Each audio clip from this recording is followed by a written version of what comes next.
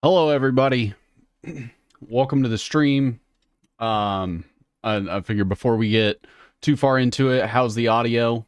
Is the mic fucking up? I know it's been a couple weeks since I've went live. Sounding good. All right. Awesome. Awesome. That is what I love to hear. Um, Hopefully I fixed the problem with the music sort of cutting in and out. Also, someone brought that up during the last stream. Um, just an update for you guys. Been a couple weeks. I've been a little MIA.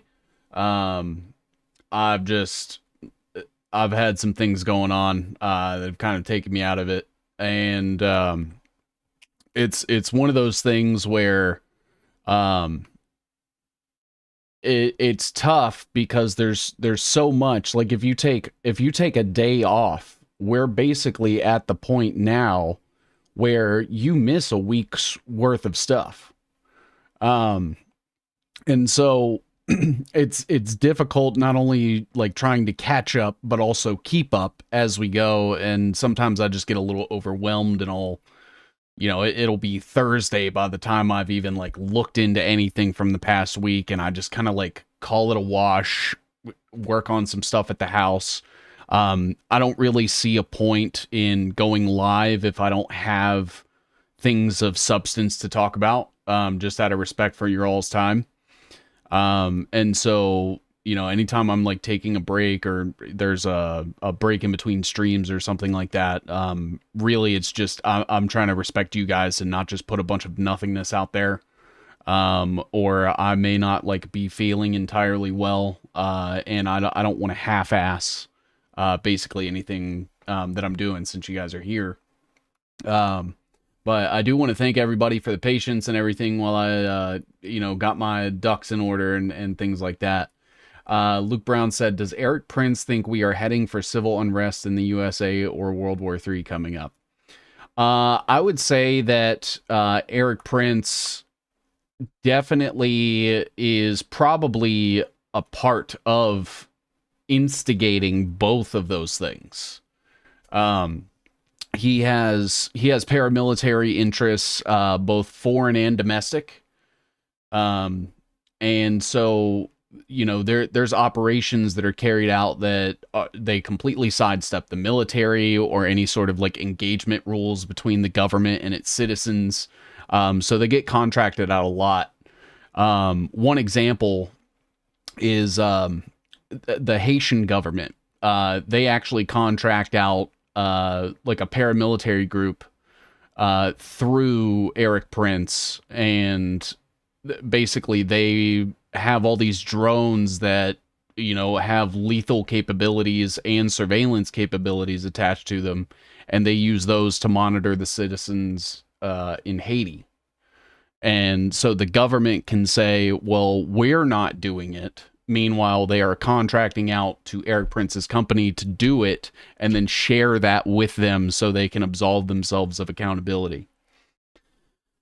Um, Need more Sabrina non-vaxxer. Yeah, I actually just reached out to non-vaxxer to see if we could set something up soon. We should have gotten together last Tuesday, but that's on me. Um, it was one of those things where I had, I think, two or three different interviews scheduled that I could not end up making work with what I had going on and stuff. So I am glad to be back and back in the swing of things, and hopefully we can just kind of map some things out. Is that the same drone program Sabrina Wallace has mentioned for the targeting program? I don't think the company that Erik Prince is contracting to Haiti is necessarily the same one that's being used, that Sabrina may reference. What I will say is that Erik Prince is absolutely involved in the circles that sort of contribute to that sort of thing. Um, they all have you high praise, Boomer, etc.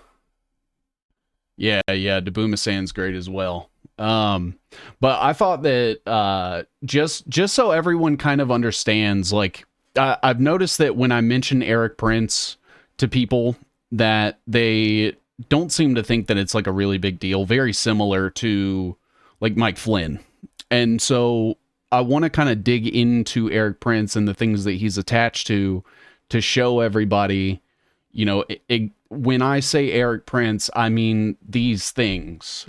So like a big one's going to be like the Council for National Policy, obviously his ties to Blackwater, his ties to Michael Flynn, and everything that comes with that. But also his connections to people like Alvin Krongard and George Tenet and stuff. So we'll be going over a lot of that today. I don't know everything there is to know about Erik Prince. So if you guys have stuff or you see that I'm missing anything, please feel free. I will go ahead and say that like I'm not super familiar exactly to the extent of his ties to the Knights of Malta. So if anybody has anything that we can maybe go over during this session for that, that would be fantastic. Really, really appreciated. But I thought that we could start with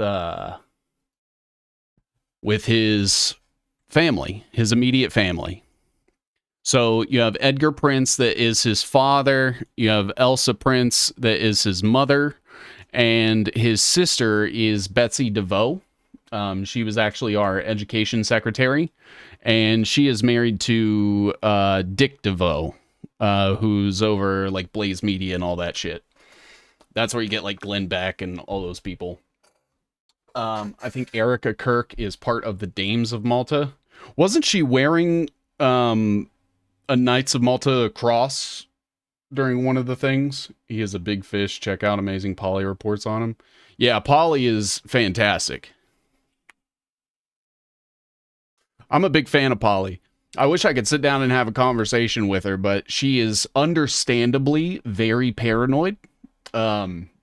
Like I take zero offense if she's like, no, I don't want to do that. I don't trust you, because she's gone through the fucking ringer with these people. But she's great.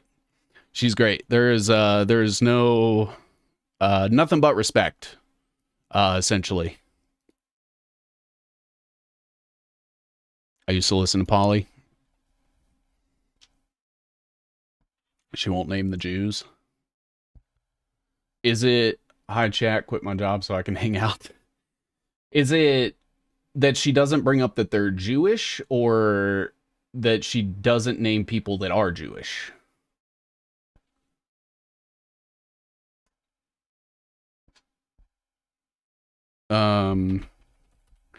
And also what I want to do for this as well is, I've noticed that, you know, obviously like with these lines and stuff, things get kind of messy.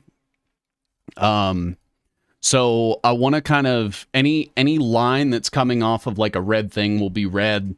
Anything that comes off of a green one, that's like companies and stuff, it'll show like what the company's connected to and stuff. And like blue, and so I'm hoping to color code it and also label the connections as well, so that it's easier to kind of follow along. She won't touch anything Jewish, no Kabbalah or anything. All right, so I know for a fact that Erik Prince, obviously tied to Blackwater, but it was his and his father's relationship with Alvin Krongard that really kind of set Blackwater up for success. Because that's what secured contracts for basically right after 9/11 happened, they had secured contracts for Blackwater to go into Afghanistan and Iraq. Already had to skip 3 ads. Jesus. Guys, use ad blocker. And if you want, I also have a website, 7seas.tv. No logins, no trackers, no anything, no ads. So if you want to see it completely ad-free, I don't even get money if you guys go visit the website. But there you can literally it's just an embed of the stream. And that's for all the people that maybe don't want to like do the digital ID bullshit too.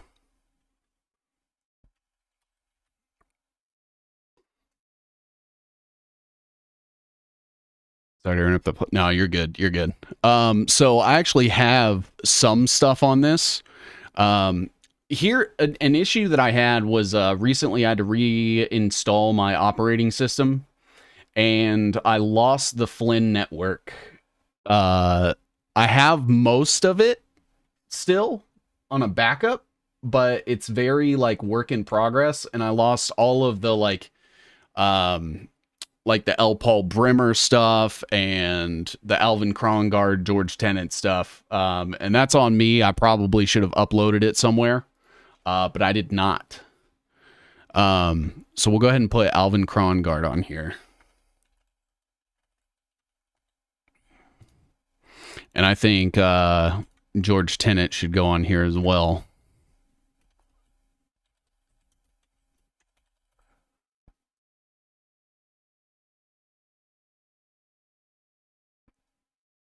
And so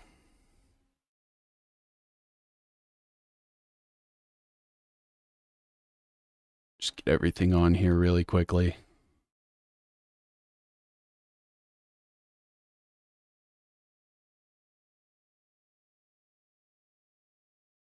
Let's see. And so financed. They were friends.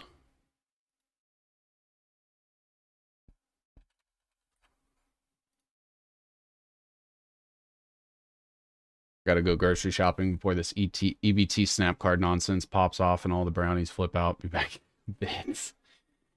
A good way to do that's go to the farmer's market. I've noticed that there doesn't seem to be a huge overlap between people who use EBT and people that go to the farmer's market. So I think what would be good is Erik, Prince, Alvin, Krongard. AB Krongard. All right, so what we'll probably do is I'm going to split screen and we'll sort of do it this way. So we have Alvin Krongard, who was the executive director of the CIA and was appointed by George Tenet.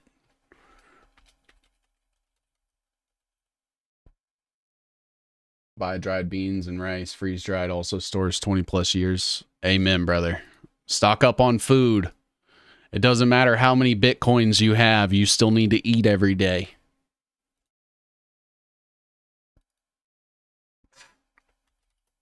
And so we had George Tenet and Alvin Krongard both in the CIA.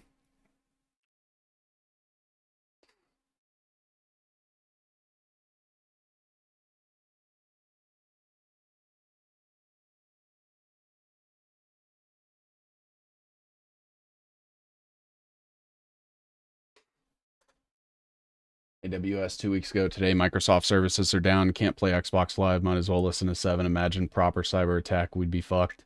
And that's kind of the point, right? Is you have companies like Oracle they basically have things like programs that they can run to simulate cyber attacks on their system.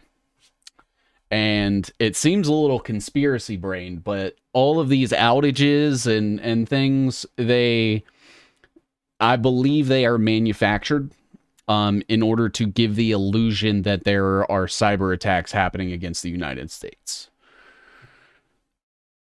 That's just my opinion.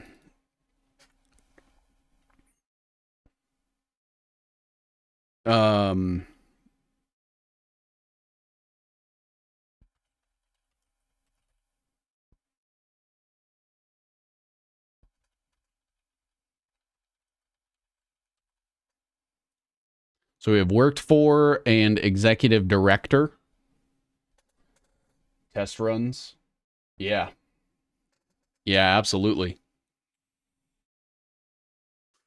And so you also have a third ranking position in the CIA and incumbent functions essentially as the chief operating officer of the agency. For 3 years prior, Krongard had served as counselor to the director of Central Intelligence. So then we can put DCI in here as well.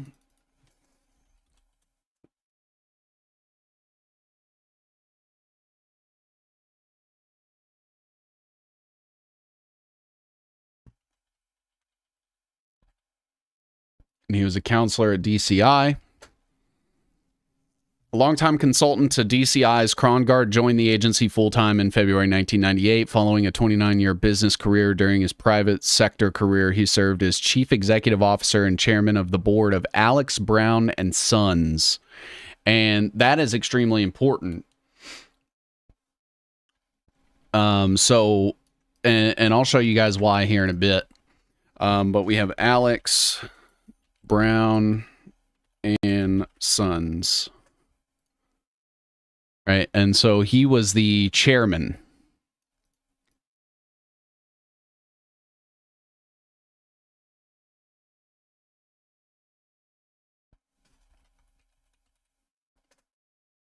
Feels like Teal and Prince types are single-handedly funding all the based far-right podcast bros. Essentially, yeah.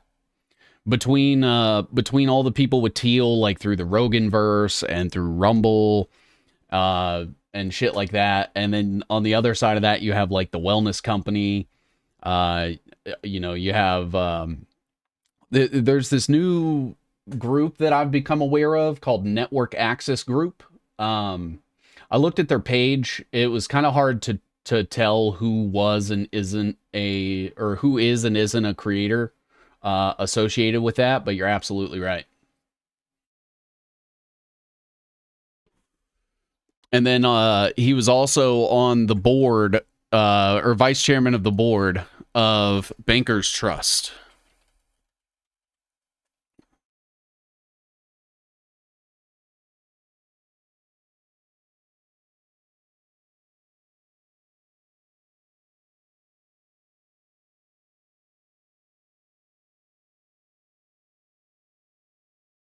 It's going to take a little bit more time, like setting up these connections, but I think it'll ultimately be better and easier to follow in the long run. Especially because I'm going to start this week. I am setting up my GitHub and I am uploading those canvases for people.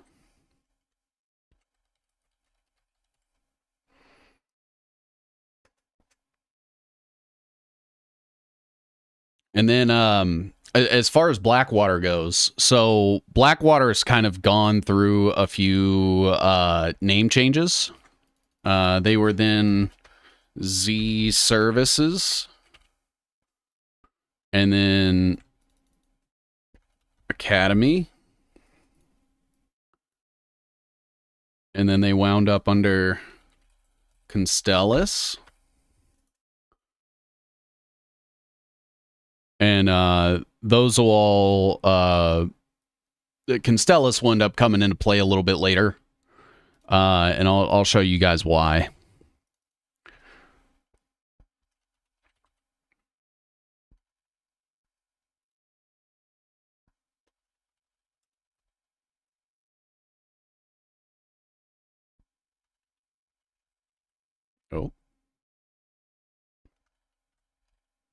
Oh wow!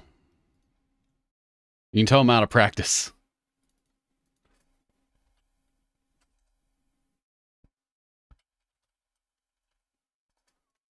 All right. So we got these here. And it's funny because I think when he changed it to XE Services or G Services was when he was basically intending on starting to do work with China. And he wanted to make it seem more Chinese.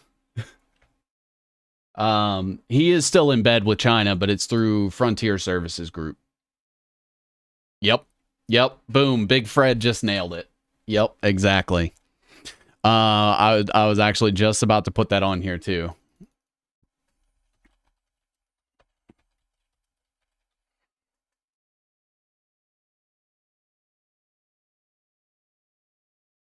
And so he also has Frontier Services Group. I believe there's another one. I'd have to remember what it's called. It's like Frontier Assets Group. No, that wouldn't make sense. The acronym wouldn't work. Although, nah, it wouldn't work.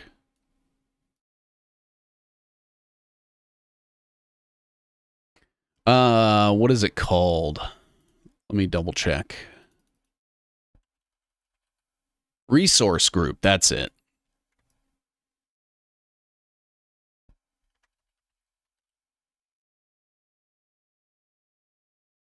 I thought it was asset. It's resource. But it's similar. I don't believe that they actually do military. I think they're more about infrastructure. I'd have to look it up, but yeah, nailed it. I believe Frontier is what Erik Print. That's how he's in bed with Li Ka-shing, if I remember correctly. I'd have to double check my work. But yeah. What else do we have here? So when it comes to more from Alvin Krongard, so he went to Princeton.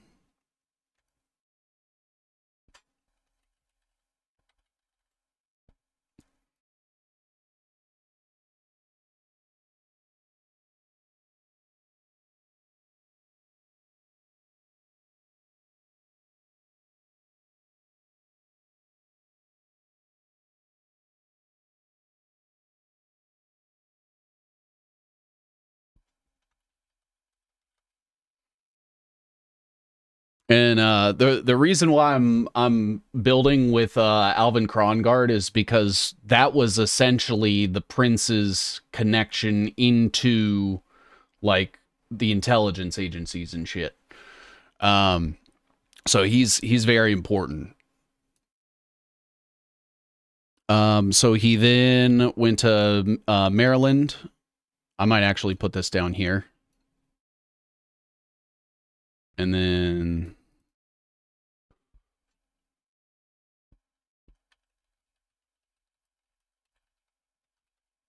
university. I remember people hyping Prince up like he's Catholic now. He has a family. That's literally all it takes to get most people to suspend critical thought and drink the Kool-Aid. Yeah. Didn't think Catholics and Christians got along all that well. See, it seems to me like and this is just from like my studying of the what happened, what went down with the Nicene Creed, the things that led to it and stuff. And I mean, I got to be honest, the whole Catholicism thing just kind of seems like Judaism with extra steps. I don't know. That's just my opinion. Like it came from the same Canaanites that were pushing Judea. Yep, Vectis Global is going to be another one. Good call out. We'll get Vectis on here. I believe that is the one that is contracted with the UAE. I actually just posted about that earlier.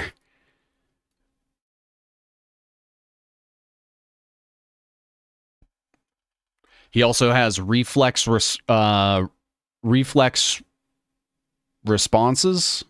I believe.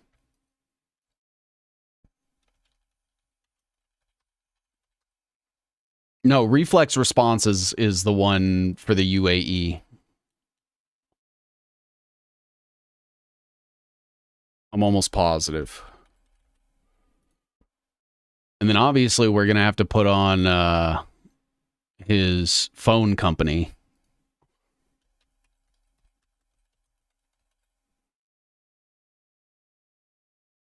Because that's where you start getting links with like members of the IDF and Mossad and shit. Unit 8200. Let's see. Oh, did it again.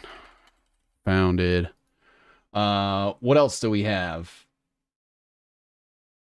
Every knee will bow. I don't know what that's all about or what it has to do with Erik Prince, but we'll move on to the next thing here. National Lacrosse Hall of Fame. I don't think that really matters. His U.S. Marine Corps infantry experience, I don't think is a huge deal. Resigned after the arrival of DCI Porter Goss in September 2004. While at the CIA, he was the connection between Erik Prince of Blackwater and the CIA. So that's where you start to get the CIA connections here. and I'll kind of show I'll tell a little bit of that story. It's nothing too crazy. Essentially 9/11 happens, and the government's like, we need people to keep us safe. Our government isn't doing a good enough job. And so Alvin Krongard's like, well, what if we made it private? Vectis is Haiti? Yeah.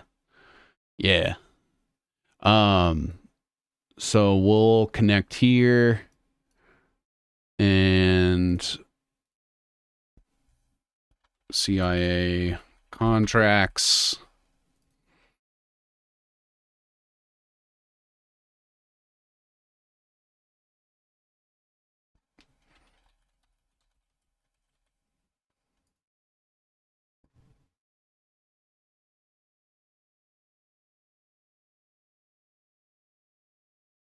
Reflex is UAE. Okay. Reflex is UAE. Vectis is Haiti. Frontier, I believe, is just like Greater Africa. I don't think they're specifically anywhere. This is interesting and something that I didn't know. Krongard was appointed as an outside U.S. director to the Global Board of Directors organized to oversee and coordinate the worldwide operations of DLA Piper. That is where Kamala Harris's husband worked. That is where who was the Comey?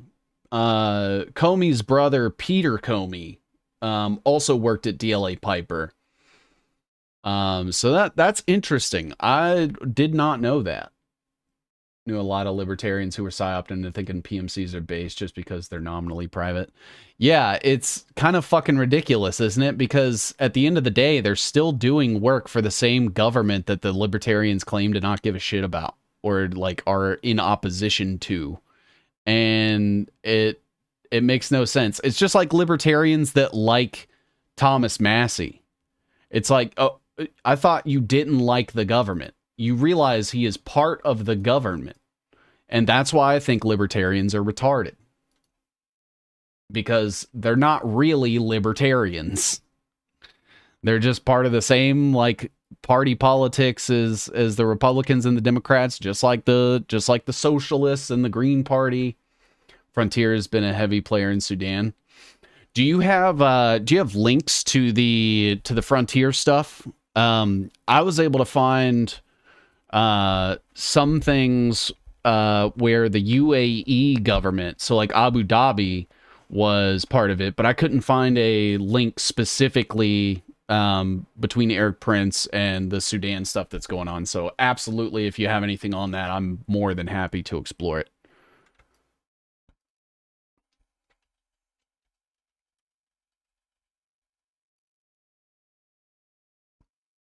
So, director.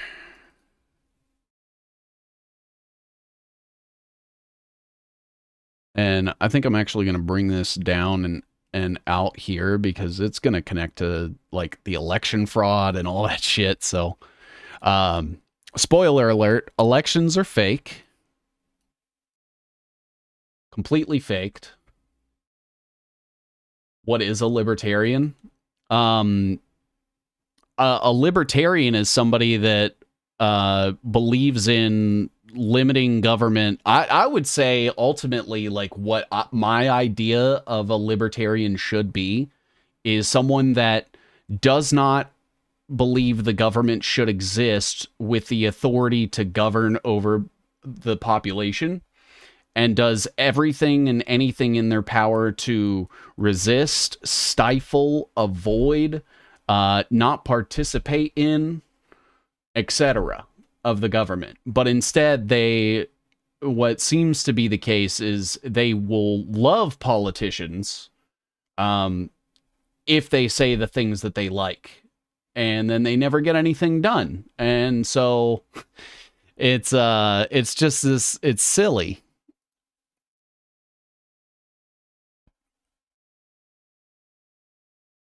All part of the world stage theater. Yeah, exactly. And that to me is like a good indicator. Like anybody that pushes that like elections, are legitimate, or that there is to be a way. Sovereignty? Ooh, nice. All right, let's take that, and I just want to confirm that link here. Reject all cookies. South Sudan to help repair the damaged oil facilities and boost output. Frontier Services Group, a Hong Kong listed logistics and transportation company, is being paid $23 million by South Sudan's Ministry of Petroleum to transport supplies to and perform maintenance on the production facilities at the oil fields. Wow. About 30 employees, including pilots, engineers, and logistics technicians, have been using helicopters and airplanes to reach South Sudan's oil fields since September. And this was back in 2014. Frontier is usually tied to oil and gas projects. Interesting.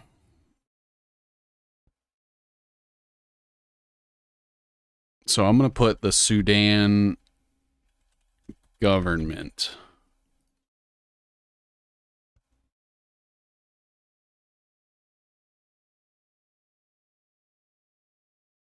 And then like this. Contracted by. There we go. All right. So I'm going to go back to Krongard really quick because I just want to make sure that I touch on like everything that he was a part of. So is the brother of State Department Inspector General Howard Krongard. Also important.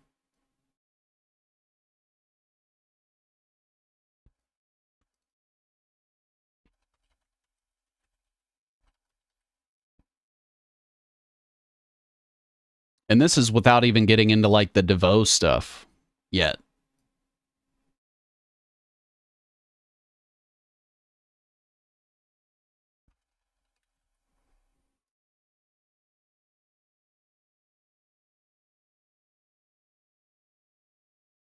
Baltimore, Maryland, and McLean, Virginia. McLean, Virginia is obviously he has a house in Virginia because he's married to the CIA. He was married to the late Patricia A. Lyon and has 3 adult sons. He is Jewish.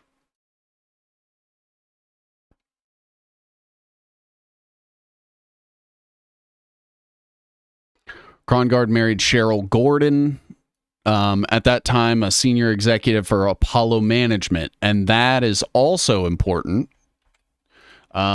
So I need to make sure I include that as well,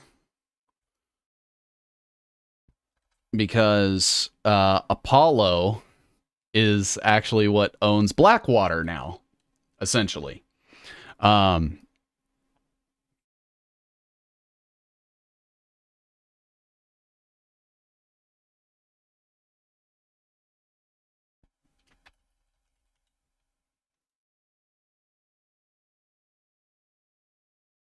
So married, because then, so from Constellus, I believe Constellus is just owned by Apollo Global.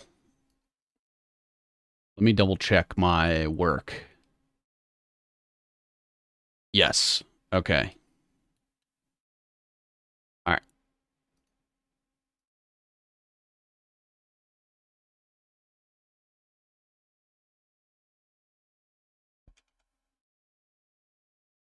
He is Jewish. Need to turn it into a sound drop. Hey, I will never stop anybody from doing anything. I'm too lazy to clip my stuff, to do sound bites, all of that. So she's also the director of Legg Mason and U.S. Airways. I think someone brought up U.S. Airways earlier.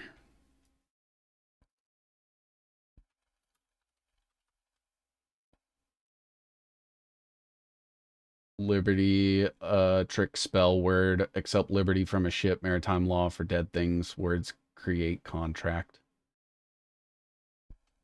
What's up, fuck you, pal? Feds were in the room since the very founding of the Libertarian Party. It's always been controlled opposition and a political dead end. I would agree with that. I would agree with that. And their entire job is to just put up maybe one or two people in Congress that never get anything done, that complain about the government while working for the government, have access to all sorts of dirt and secrets and shit that they could easily use to expose how corrupt and fucked up everything is. But the best that was, she is the director of Legg Mason and U.S. Airways.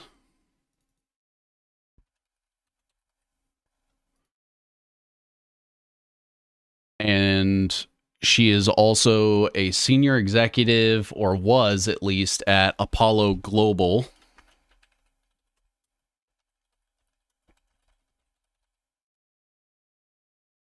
So you have Apollo Global Management.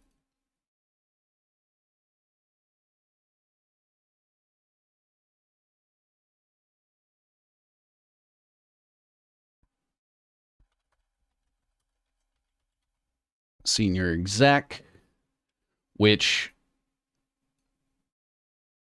was what acquired Constellus. So you can see, like, it went through a couple name changes and then got acquired by a company that is owned by a company that his mother-in-law was an executive at.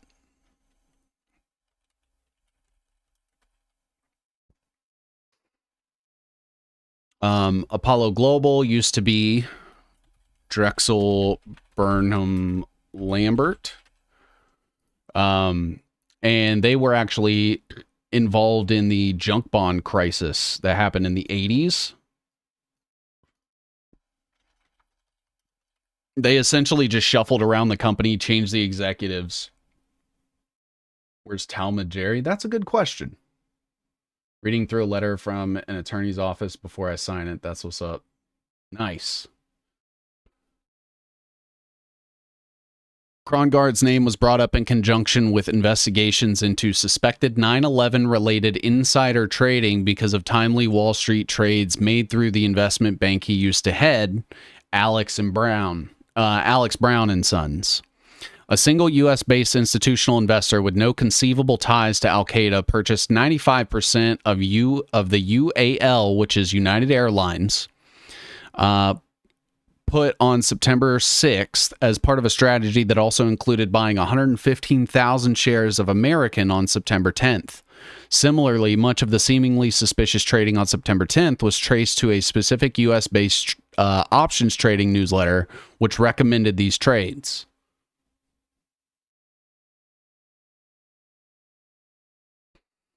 So that's where you start to get 9/11 insider trading.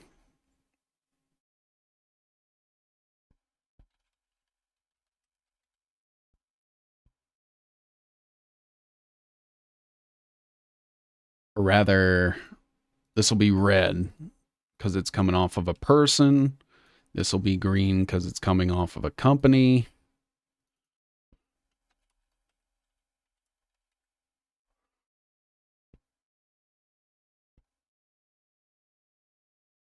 All right. And so they were involved in 9/11 insider trading. At a November 14, 2007 House Oversight Committee hearing about Blackwater investigating allegations of improper interference by Krongard's brother Howard and Justice Department investigations of Blackwater and other State Department contractors, Chairman Henry Waxman stated that A.B. Krongard was on Blackwater's advisory board. Howard Krongard at first denied that his brother had any connection with Blackwater, saying, "I can tell you frankly, I'm not aware of any financial interest or position he has with respect to Blackwater. When these ugly rumors started recently, I specifically asked him, I do not believe that it is true that he is a member of the advisory board that you stated, and that's something I think I need to say."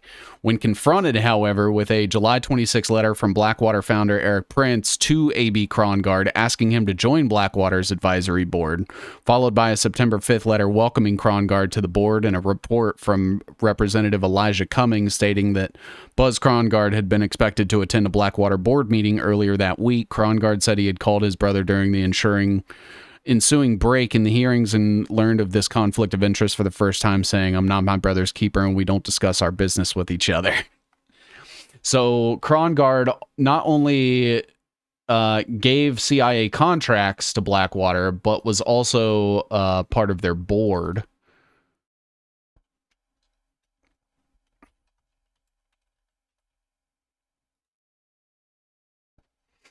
How much did I miss? Good stuff today. I would say so. A lot of people that follow me pretty closely probably know a lot of this stuff, but we've been covering Erik Prince and a lot of his connections because there are a lot.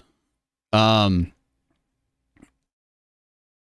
so I think that we'll look at Alex Brown and Sons. Just kind of get a little bit of background on them. So it says the firm was acquired by Bankers Trust, which, again, that's where Krongard worked. So we can do this. Maybe like this.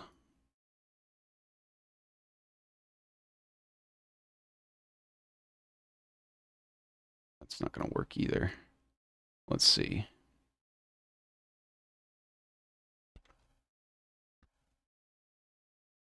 Maybe I'll bring this out. That. I'll bring this.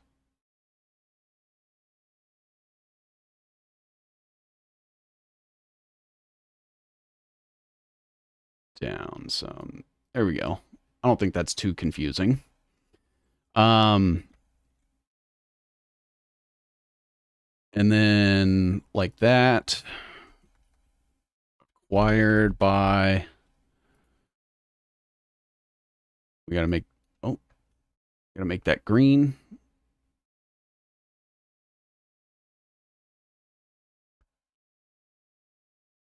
I may.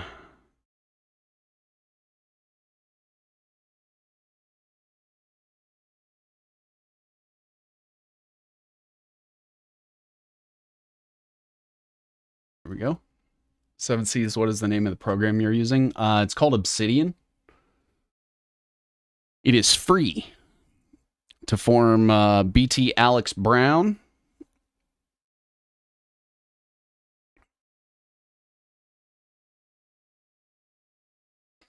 And so this talks about like the early years. There's not really a whole lot that's super relevant specifically to like Krongard. Outside of him working there like in the late 90s, acquired by 1997, officially sold to Raymond James. The company provided a range of services, and yeah, so that has AB Krongard on there. So we'll bring up Bankers Trust as well, just to get a little bit of background on that. So Deutsche Bank sold the trust and custody division of Bankers Trust to State Street Corporation in 2003. And so it essentially says in 1903, a group of New York national banks formed trust company Bankers Trust to provide services to customers of state and national banks. This talks about Liberty National Bank. And then Strong served as president for less than a year. This is Benjamin Strong Jr., leaving Bankers Trust to become the first governor of the Federal Reserve Bank of New York after helping to establish the Federal Reserve System. So that's pretty important. And so we have the Federal Reserve Bank. And I'm going to keep that green because it is a private company, even though people tend to think that it is a government institution. Never was, never will be.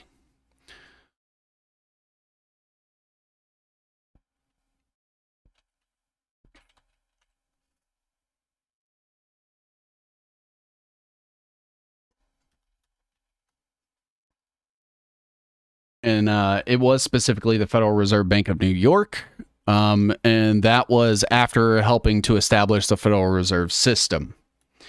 So I think that is extremely important. So Bankers Trust was involved in the establishment of the Federal Reserve. Bankers Trust exited retail banking under the direction of Britain. The bank attempted to sell its credit portfolio and branches to Bank of Montreal. However, the deal was not completed due to a disagreement over Bank AmeriCard, known today as Visa. Bank of Montreal wanted to include Bank AmeriCard in the terms of sale, but Bankers Trust did not want to sell the new credit card program licensed from Bank of America due to its profitable nature. Eventually, it sold 89 branches to 5 banks, including the Republic National Bank of New York. Republic National Bank of New York expanded its branch network to 32 with the opening of a new branch in Manhattan's World Trade Center and the acquisition of a dozen Bankers Trust Company branches, 10 in Manhattan, 1 in the Bronx, and 1 in Brooklyn. Bankers Trust became a leader, Alfred Britton III, in 1990s, having de-emphasized traditional loans in favor of trading. The bank became an acknowledged leader in risk management, lacking the boardroom contacts of its larger rivals. BT attempted to make a virtue of necessity by specializing in trading and product innovation. And so in early 1994, despite all its prowess in managing the risks in the trading room, the bank suffered irreparable reputational damage when some complex derivative transactions caused large losses for major corporate clients. 2 of those, Gibson's Greetings and P&G, successfully sued them. And in 95, the SEC sanctioned Gibson's Greetings for its handling of derivatives tradings, and they settled with P&G in 1996. The Deutsche Bank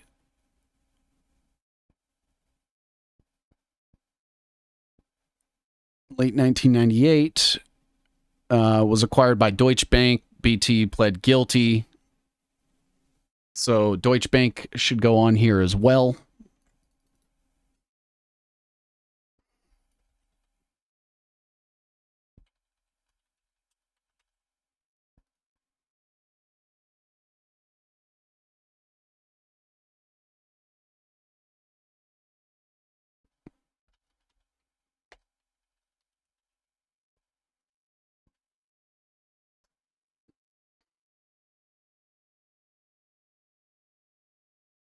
And so they agreed to purchase Bankers Trust for $10.1 billion, finalized 1999. At the time, they owned 12% stake in Daimler Chrysler, but the United States banking laws prohibit banks from owning industrial companies, so Deutsche Bank received an exception to this prohibition through 1978 legislation from Congress. He led the Bankers Trust acquisition of Alex Brown and Sons and ensured the bank would hold a large position in Russian government bonds. Merged with Deutsche Morgan Grenfell to become Deutsche Asset Management with Robert Smith as the CEO. Sold Bankers Trust Australian division to the Principal Financial Group, who in turn sold the investment business to Macquarie Group, and the asset management division to Westpac. The organization now uses the name BT Financial Group. Deutsche Bank announced it would sell the corporation to State Street.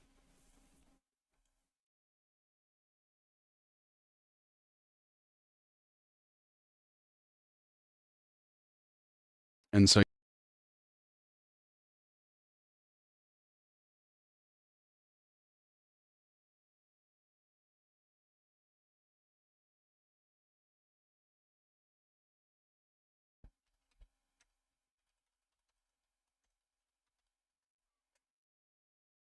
just joining, sorry if it seems I'm interrupting, we'll look up.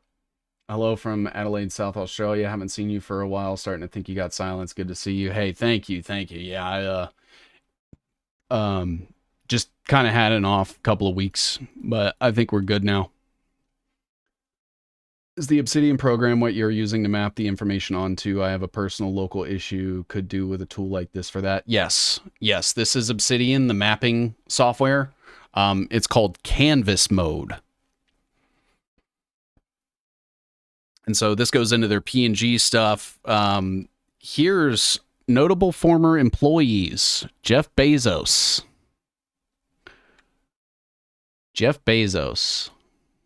Weird how that works, isn't it?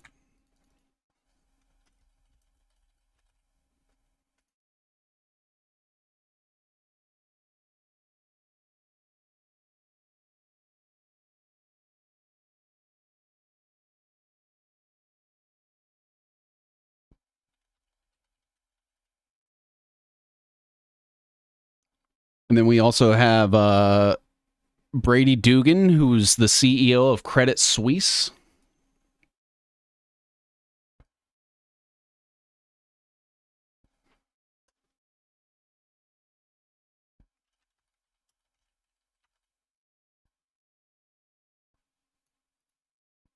Credit Suisse actually comes back up when you dig into 9/11 and the insider stuff that was going on there.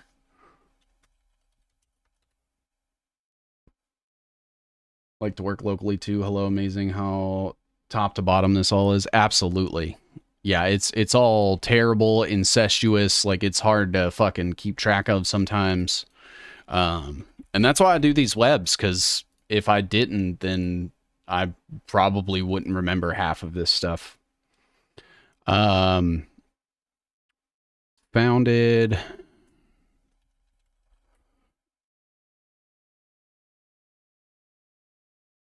And then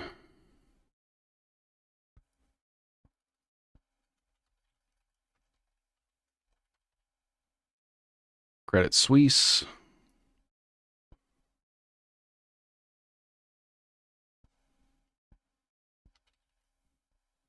He's the CEO. So kind of important. I may even be able to put this over here. Maybe. Yeah, that works. Before founding Amazon, Bezos was vice president at D.E. Shaw and Co. Credit Suisse is Switzerland, a country that is a major player in the banking world. Absolutely. Goes back to Weiss and Escher Weiss, the bio-cyber plan.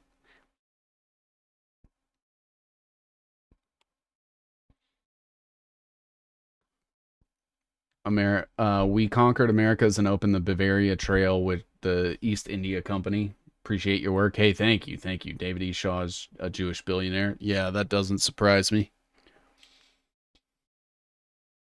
Who else was part of Bankers Trust? We have Jerome Powell, who was the chair of the Federal Reserve.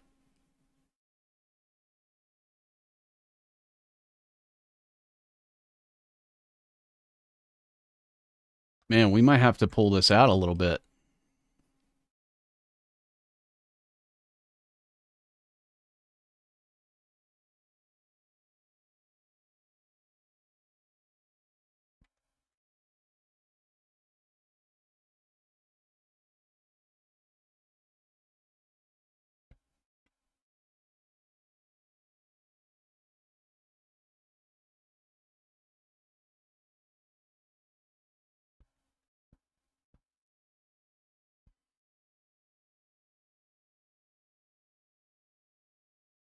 Found out the guy geofencing in Lancaster, PA, is the great nephew of dictator Chad, whose CIA paid to overthrow Gaddafi and was later sentenced to life in prison for killing 40,000 people. Jesus. Jerome Powell. Was Jerome Powell in Carlisle?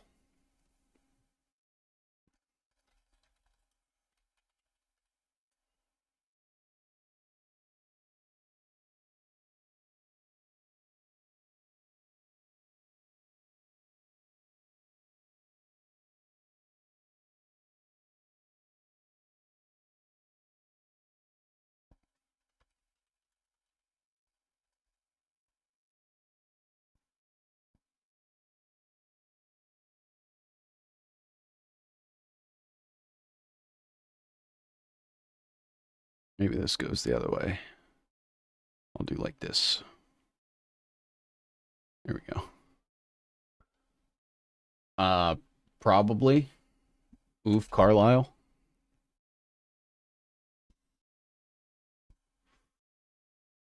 He worked there from 95 to 2005.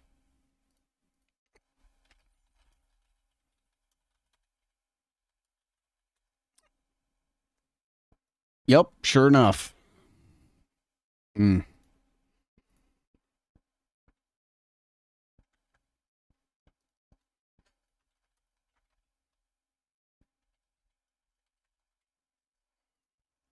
The Carlisle Group.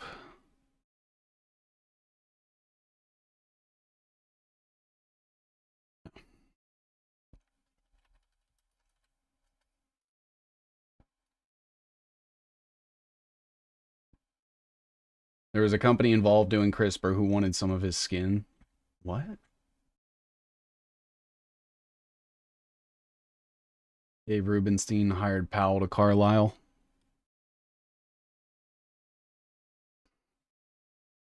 Dave Rubenstein.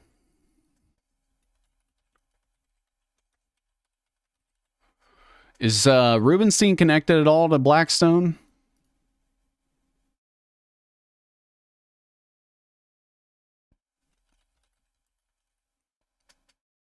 Bush and Bin Laden family were in Carlisle too.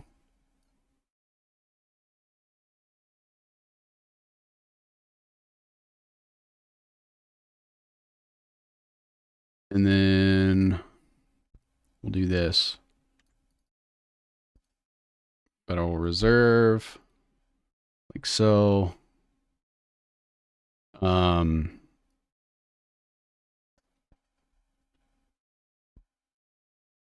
Part of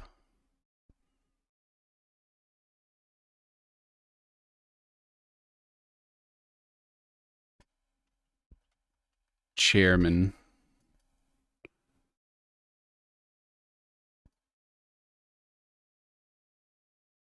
Definitely want Smart City the shit out of us. Only problem is we got Amish.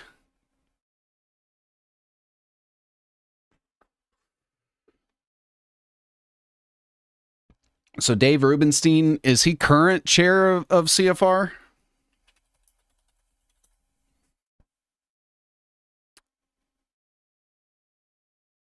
Okay. You're right.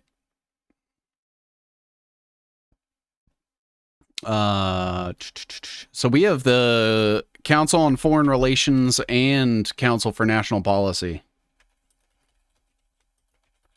Because we haven't even dug into Erik Prince's mom yet, or his sister. His mom was actually part of the Council for National Policy.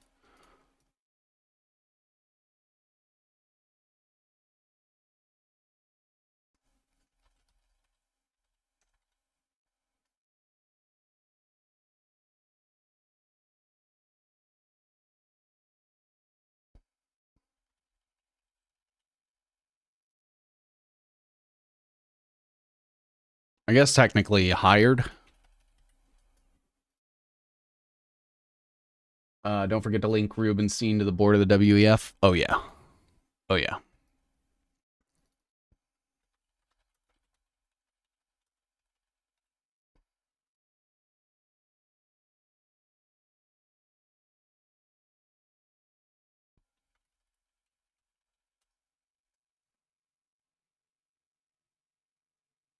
It's purple. Part of the Alfalfa Club. That's crazy. The Alfalfa Club, I found out about that through the Racine web. Economic Club of Washington, the Smithsonian Institution, University of Chicago. So Kennedy Center for the Performing Arts. So he's basically just a Rockefeller guy. Because that's all Rockefeller shit.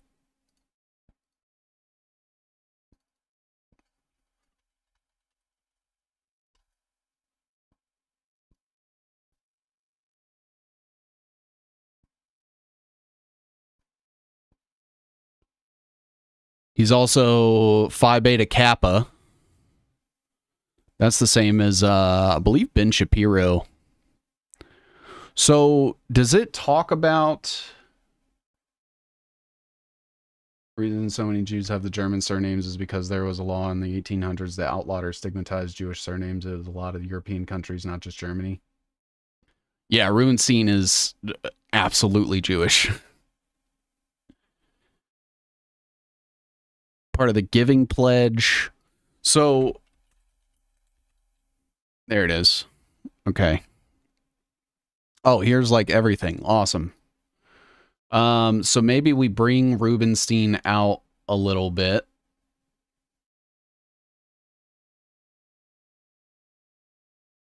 Because he has quite a few connections.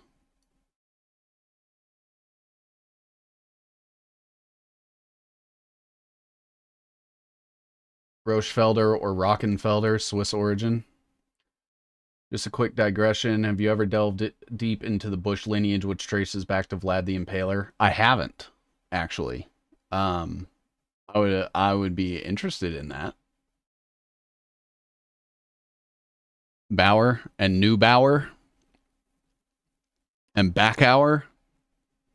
So we have the Alpha Club. Oh. And that includes some weird people on it. I actually have something bookmarked when I was looking into it. Let me see if I can bring it up. Right here. The Alpha Club. 1903. I've been in Transylvania and seen the official cast of Vlad the Impaler. Look at all these people.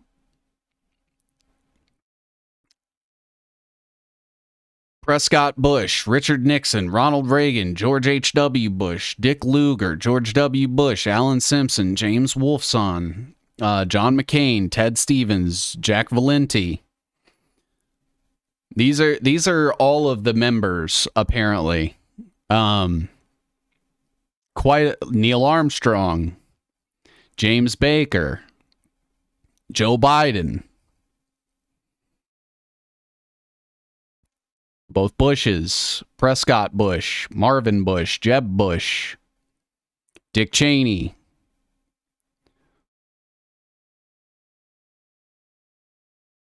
Dwight Eisenhower, Glenn Edgerton, Thomas Gates, Newt Gingrich, John Glenn, Barry Goldwater, Maurice R. Greenberg, Alan Greenspan.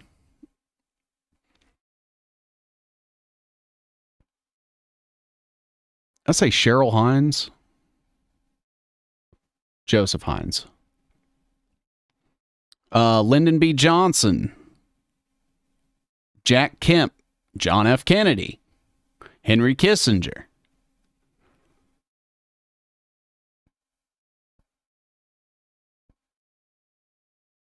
Richard Nixon. Ross Perot. Arnold Palmer.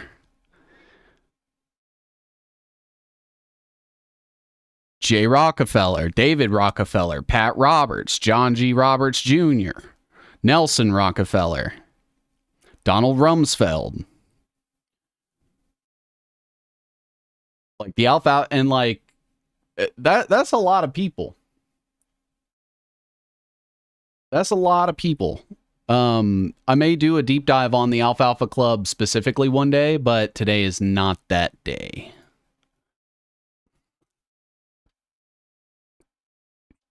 And he is the president, which I also was unaware of.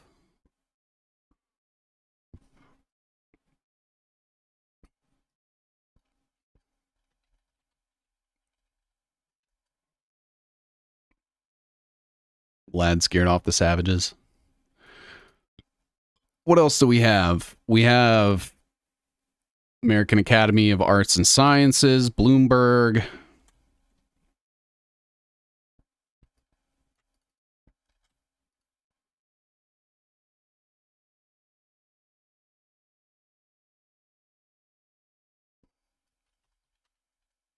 So he's on the board.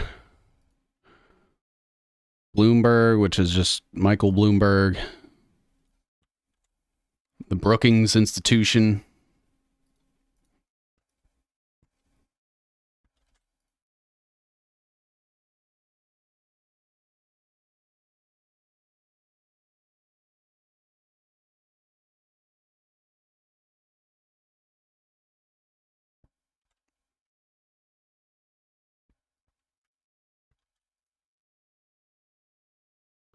Brookings Institution. He is former chairman.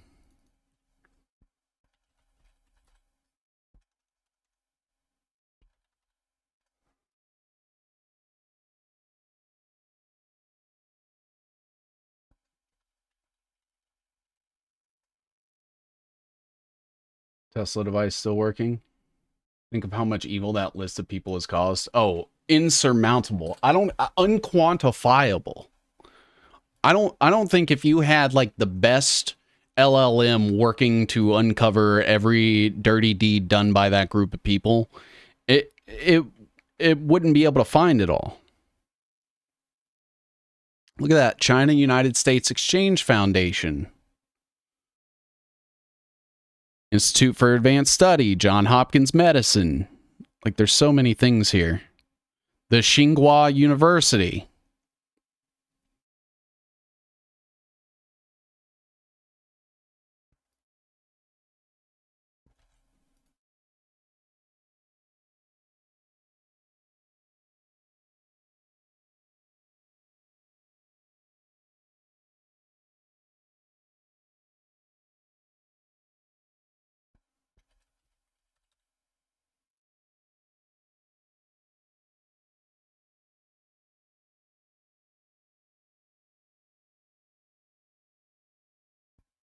I think the China United States Exchange Foundation, was that started by Kissinger?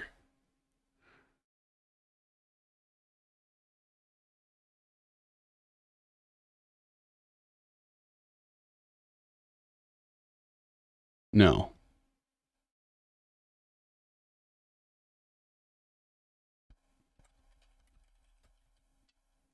Related Kissinger Institute on China and the United States. That might be what I'm thinking of. That might be what I'm thinking of. Okay.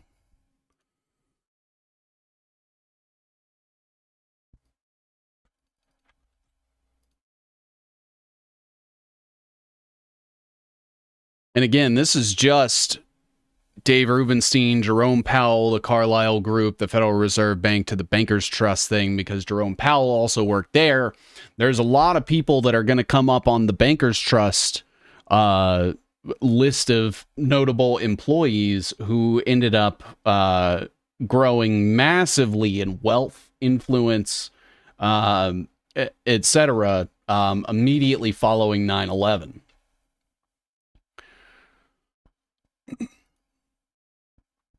Council on Foreign Relations, Dwight D. Opperman Foundation. He's part of a lot.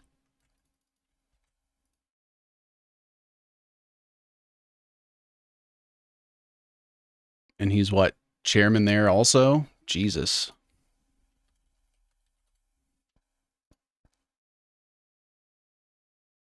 We have the Economic Club of Washington, D.C., where he's also the chairman.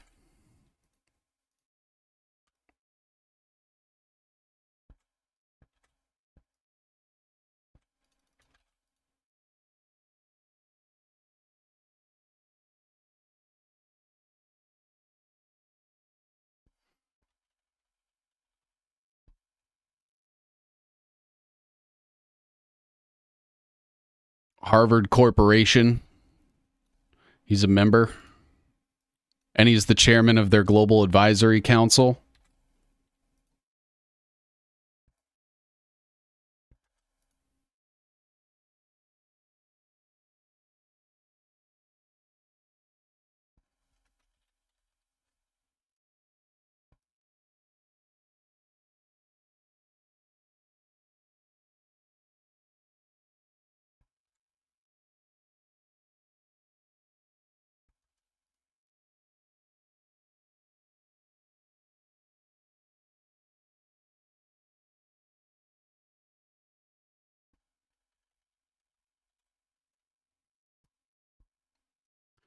Harvard University, obviously.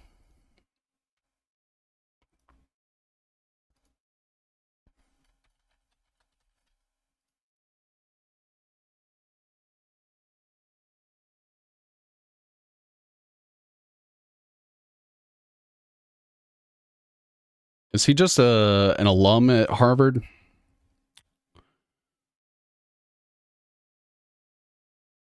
Fellow. He's just a fellow. Okay. The two are close, apparently. Dave Rubenstein interviewed Netanyahu in the David Rubenstein show.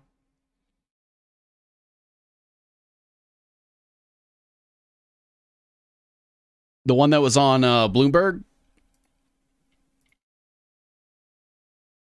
Institute for Advanced Study, where he's a trustee. Can't remember if that's connected to Stanford or not.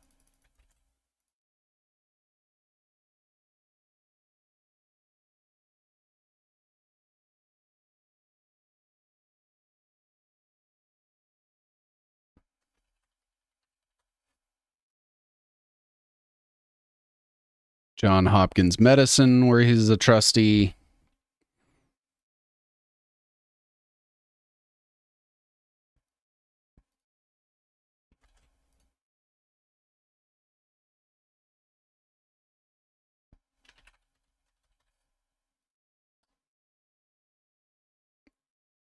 KPAC or KCPA.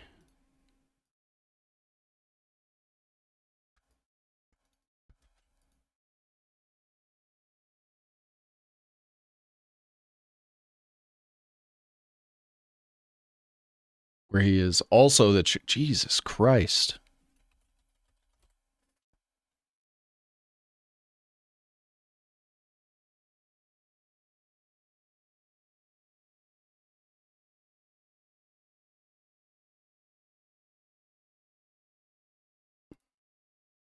Library of Congress.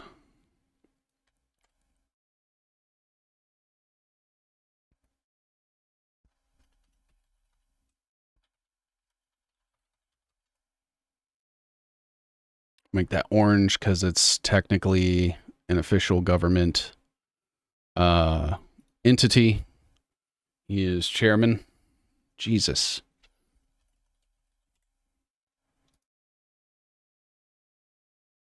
The Lincoln Performance Center.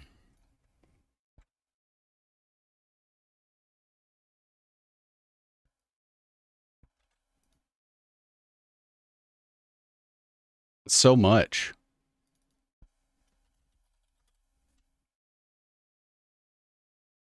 Oh, director.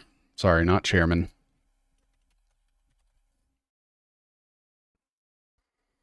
The Memorial Sloan Kettering Cancer Center. The National Park Foundation is funny because that has a link to Soros. Oh.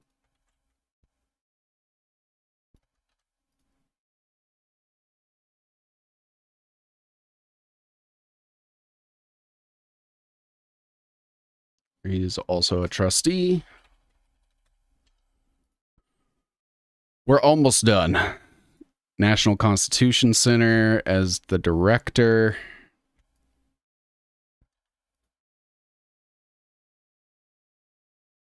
Is the NCC a government entity or is that just another think tank?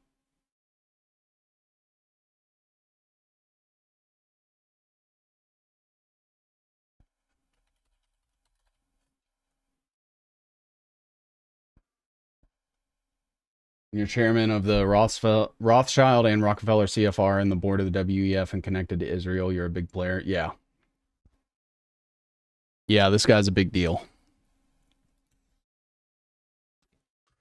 National Gallery of Art, National Park Foundation.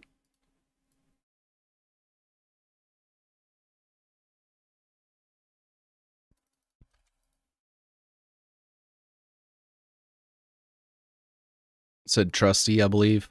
Chairman. All right. Yeah, you don't become chairman of all these things without having done some very, very dirty deeds.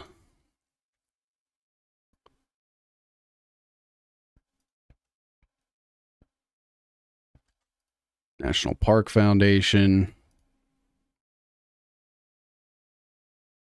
He's just a donor here. Major donor. Former chairman of Smithsonian.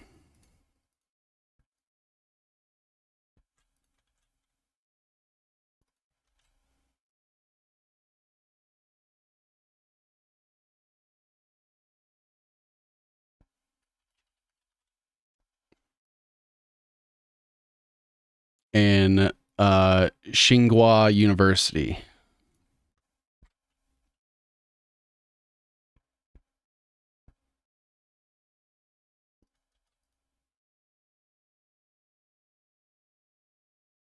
Where he is former chairman.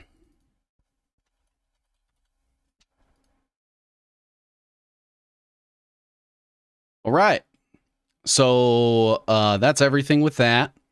I do kind of want to get a little bit back into the Prince sphere, if I can. So we'll go back to A.B. Krongard. And so I think it's important here. I think what I'm going to end up doing is I'm going to, before I forget, add, what's his name? It's Doug Imhoff.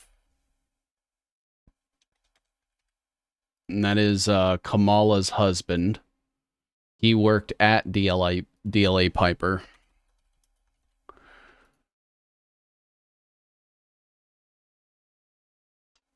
Rubenstein is a real player. Yeah. According to AI, Vlad himself was not himself a Mongol.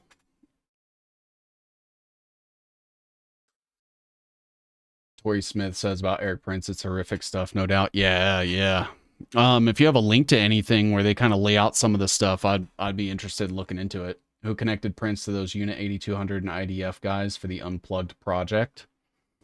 If I had to wager a guess, probably Mike Flynn. But that's just like my best educated guess. It might be interesting to find out who it was.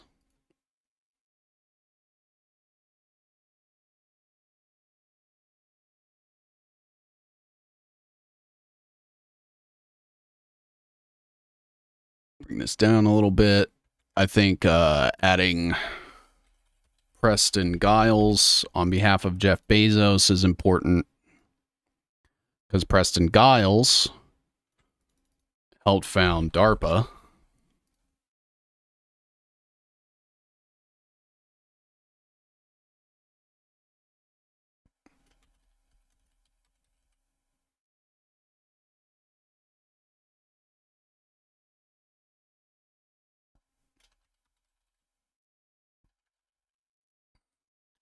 Preston Giles is Jeff Bezos' grandfather.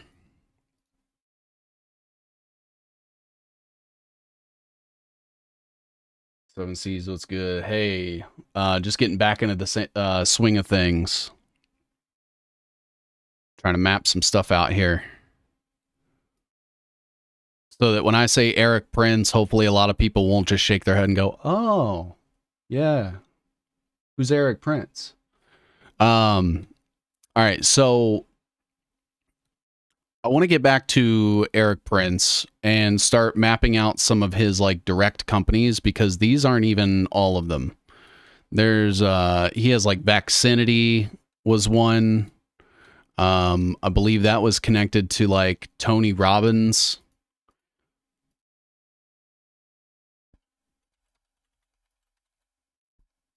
It's called like Vaccinity, I believe. Let me double check that though.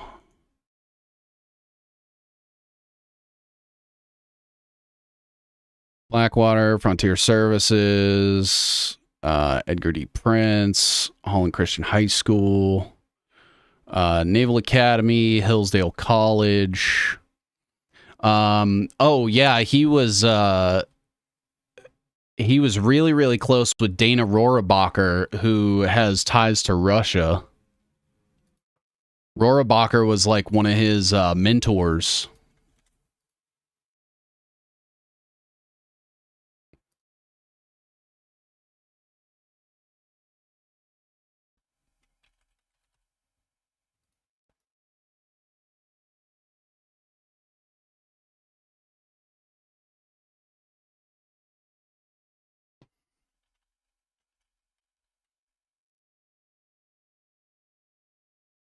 And so I wonder if it has anything about vaccinity on here.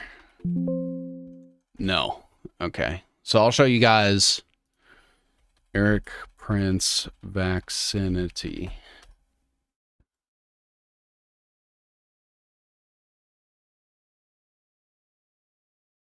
Here it is. Blackwater founder Prince takes role in COVID vaccine venture. Supporter of Donald Trump. Oh, it's called COVAX. That's what it was. COVAX, not vaccinity. Although, yeah, because even right here it says, since the start, COVAX has attracted some big name backers, including Peter Diamandis, Tony Robbins. Oh, here it is. Diane Murphy, a public relations consultant for Vaccinity Incorporated, which owns COVAX. That's what it is. That's what it is. That's what it is. COVAX. And so Erik Prince either founded COVAX or co-founded Vaccinity. I can't remember which. But maybe this article will elaborate.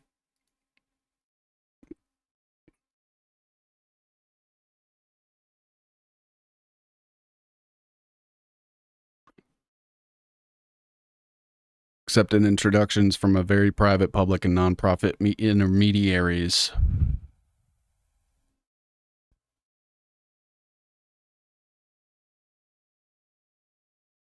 So here you have Paul Behrens, who represented Blackwater for over 2 years.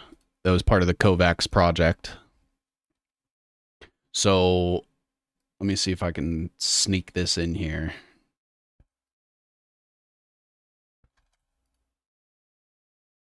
Paul Behrens worked, or who represented Blackwater, was also part of COVAX. Let's see how I can.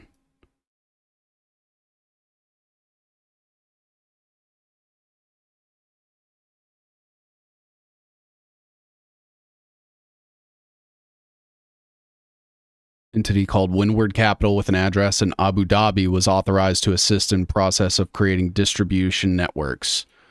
Reuters could not find a Windward Capital registered in Abu Dhabi, but a company called Windward Holdings that handles professional, scientific, and technical activities is listed there with Erik Prince as the sole named shareholder. So that's where you start to get more of the Abu Dhabi ties, like the UAE and things like that. Erik Prince is in one of Alex Jones' early films, like Police State 2, I think. Oh, interesting. Yeah, Alex Jones is part of that whole, like, Mike Flynn, Roger Stone, Jerome Corsi fucking disinfo network.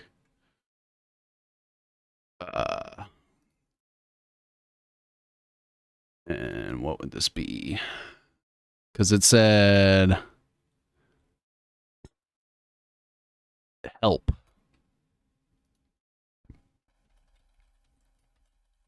Helped with? I don't know.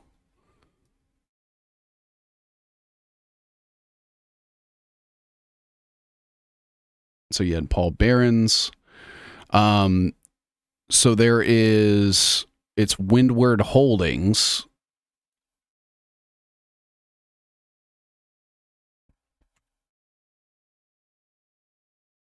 That owned COVAX.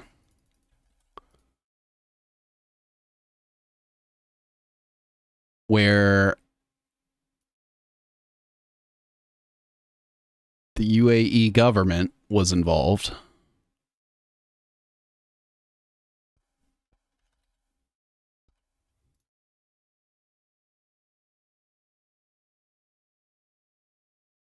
Alex Jones is part of the Mildeck network. Alex filmed Blackwater training foreign troops in Texas. Jones is on Trump's payroll. Yeah.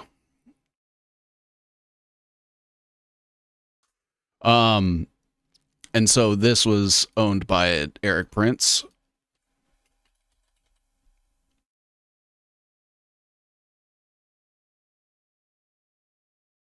All right. So I'm going to start bringing in some stuff from previous webs of mine, if that's all right with everybody. Some of this stuff you can go see me research sort of in real time.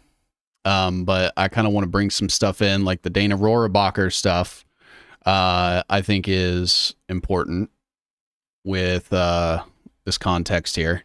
So let me just add that here.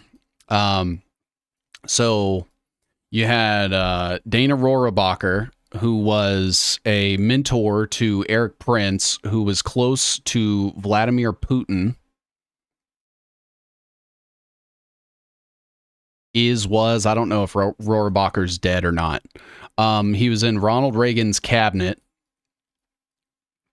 So kind of weird, right? How somebody that was friends with Putin was in Reagan's cabinet when Reagan was talking about like communism and the Red Scare and fighting the Russians and stuff.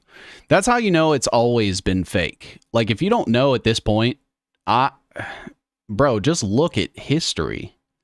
Look at how fake it all was in retrospect and then realize that nothing has changed. He was also on the Committee of Foreign Affairs.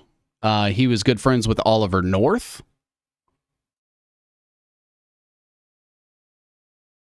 He was part of the Bill Clinton impeachment with Bob Barr, Bill Barr's dad.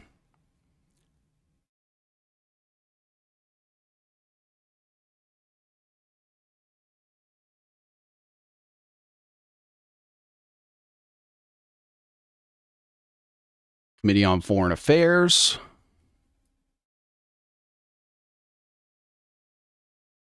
And the Committee on Science, Space, and Technology.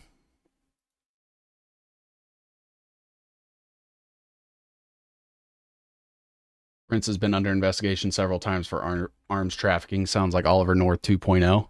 I wonder where he got the idea.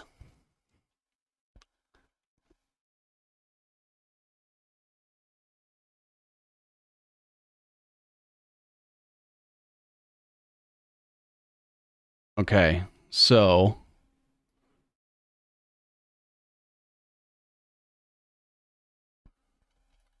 involved in Bill Clinton impeachment, which Bob Barr was also a part of. Involved in what was Dana Rohrabacher for Reagan?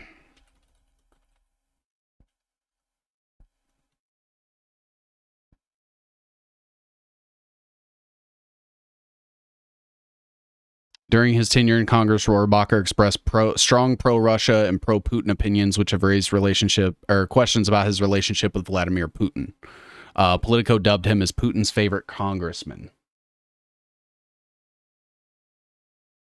Putin could fit inside Reagan's medicine cabinet. Probably. Here it was. Assistant press secretary to Ronald Reagan, and then worked as a speechwriter and special assistant to Reagan from 81 to 88. During his tenure, played a leading role in the formulation of the Reagan Doctrine, which is why that's also on there. So I guess I'm just going to put like special assistant to Ronald Reagan.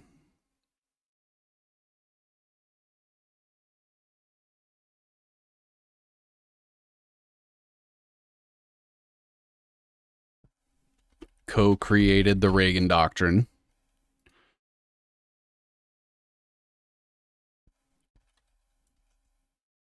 Friends with Vladimir Putin. Friends with Oliver North. Oh.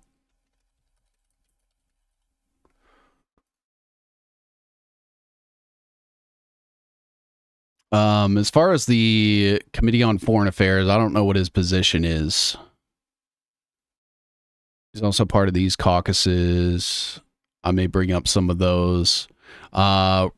Withdrawing troops from Afghanistan, called for Trump to punish Turkish President Erdogan, sided with Russia in the Russia-Georgia war, and gave a qualified defense of the annexation of Crimea. So just all this pro-Russian shit. According to Erik Prince, Prince is an intern on Rohrabacher's staff, traveled around the world on fact-finding missions to support Rohrabacher's interests. Rohrabacher called the Russian banker Alexander Torshin a Putin ally, sort of the conservatives' favorite Russian.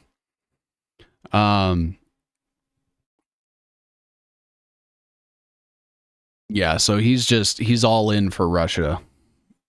You have the Veselinsky, supporting the interests of foreign governments or acting on their behalf. So FARA.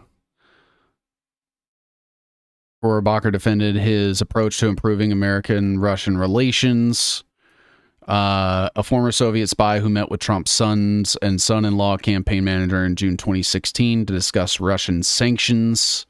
So that was Renat Akhmetshin. Rohrabacher added that interference by the Russian intelligence services in the 2016 U.S. election was the same as the National Security Agency bugging German Chancellor Angela Merkel's phone, visited Julian Assange in the Ecuadorian embassy in London.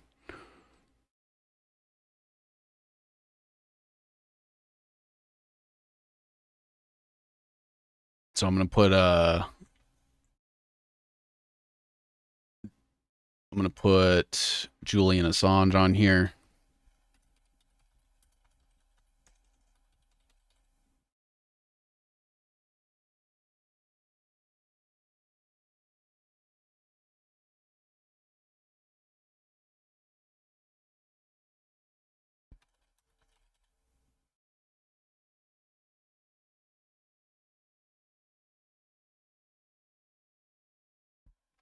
Fact-finding mission? Yeah, exactly. Never got shot. Another FF to control the narrative. Yep.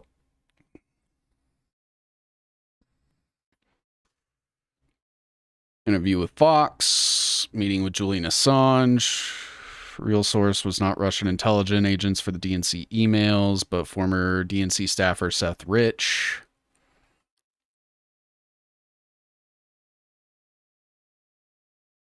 House Foreign Affairs Subcommittee on Europe, Eurasia, and the Emerging Threats. Chaired the Subcommittee on Oversight and Investigations of the U.S. House Committee on Foreign Relations, or International Relations, I should say.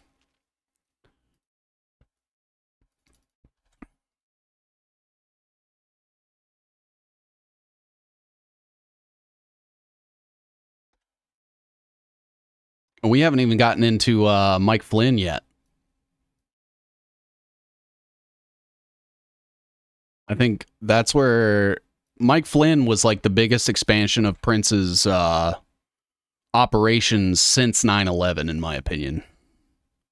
And so he was the chairman on the Committee on Foreign Affairs.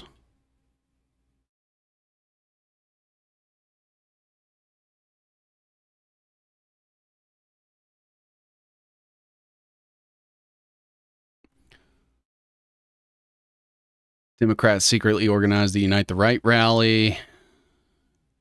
Staunch supporter of Donald Trump. People for the American Way. Impeachment of Clinton.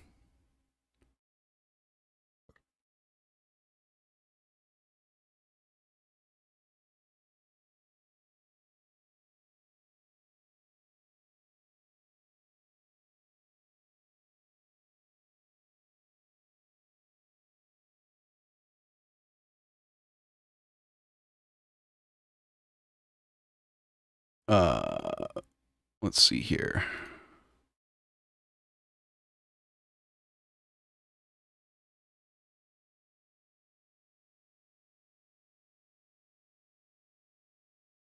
Pro-Russian government, Russia-Georgia war. Okay. So those are just a few of the things that Rohrabacher was involved with, and he was a mentor of Prince. You pays the piper calls the tune, the hierarchy of today's governance.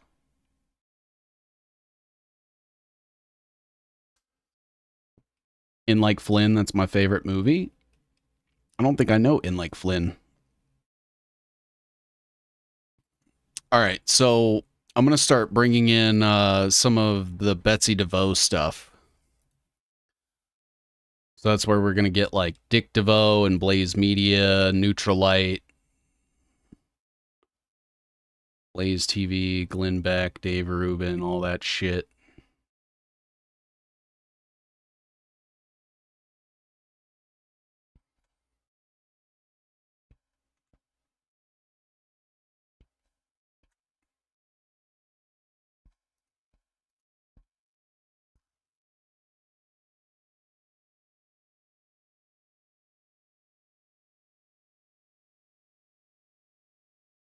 So we have Dick DeVoe, who married Betsy DeVoe, married Dick DeVoe, through Amway Corp, had dealings with Alpha Bank. I believe Donald Trump was also involved in the Alpha Bank stuff. I can't remember to what extent. I may need to look back into it. But this is where we get Blaze Media. And I think I have another piece of web that goes into who all's involved in the Blaze Media stuff. Blaze Media owning Blaze TV, which is where Glenn Beck has moved. There's Glenn Beck there. We're just going to kind of clean all this up here. And all of this stuff comes from to Bezos's D-Wave. Where's Will Sasso in your web? He is not here. But if you have anything that links him, feel free. What's Bezos's D-Wave? What's the In-Q-Tel link? Did they finance it?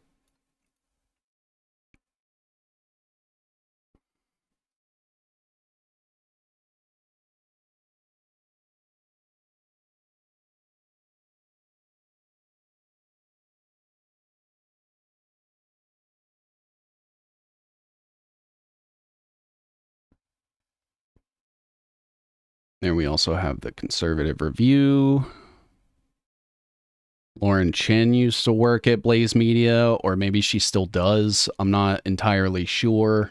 But she was also part of the Russia Today stuff. What is happening?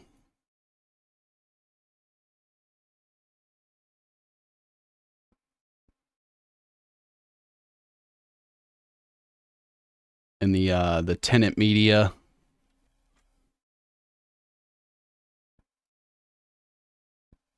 What is happening? Why is it doing that? She was also part of TPUSA at one point. I'm not sure if she still is. Love being in chats where I'm the dumbest one. I am clearly the dumbest one here. I don't think that goes without any question. And then Neutralite is owned by Amway.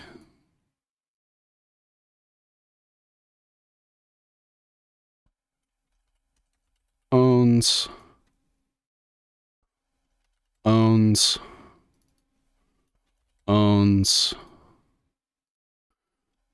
involved with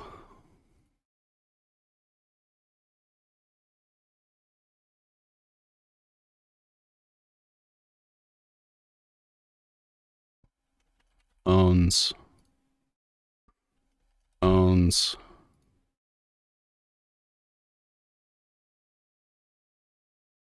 because Glenn Beck was kind of like a co-founder instead. So co-founded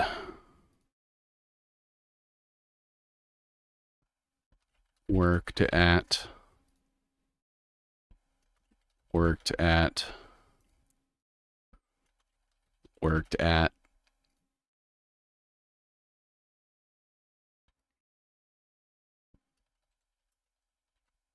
Was Tenet Media at all related to George Tenet?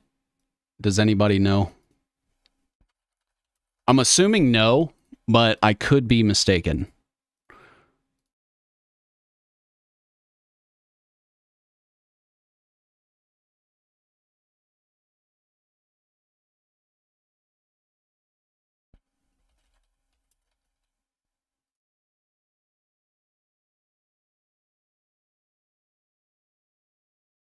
Some Asian girl. Yeah, Lauren Chin. And then you also have Tim Pool out of that as well.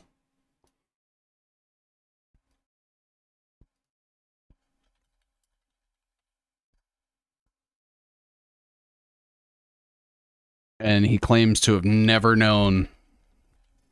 What a dumbass. Because he knew. He absolutely knew. They say critical thinking is a big part of having a high IQ. Seven Seas must have an IQ of 200. I doubt it.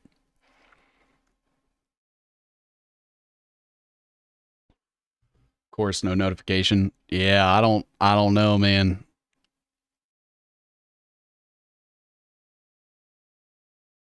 I guess Glenn Beck technically like co-founded Blaze TV too.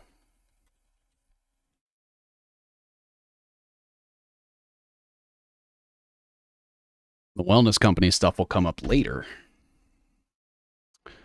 I feel like that's stuff that everyone kind of knows a little bit about now, which is good, but I'm still going to include it on this web here. Do I bring in the other people that worked at Tenet? Because you also had Liam Donovan, who Lauren Chin's husband. I may move Tenet over here. Like so.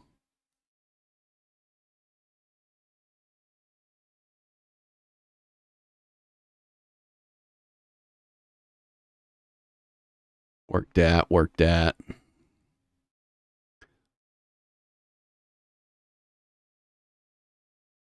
Matt Christensen.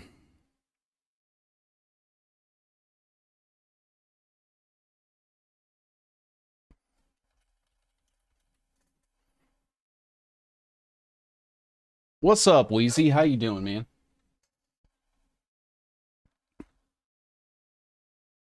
We're just mapping out some Erik Prince stuff.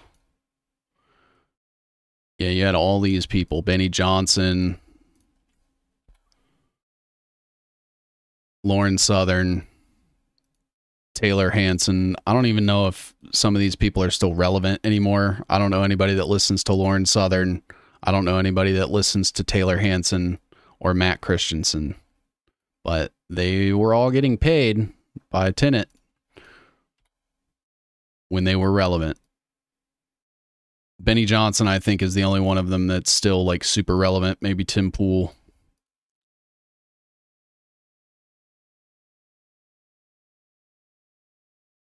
I think Liam I'm actually going to put over here because he was married or is married to Lauren Chin. Not sure if they're still married.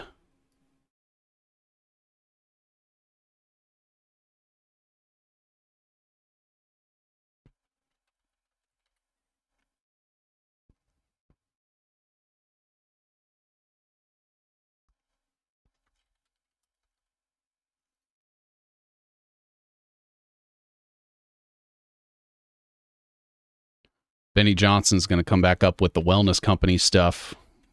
So I may need to bring him down here somehow. We're going to bring this whole thing out.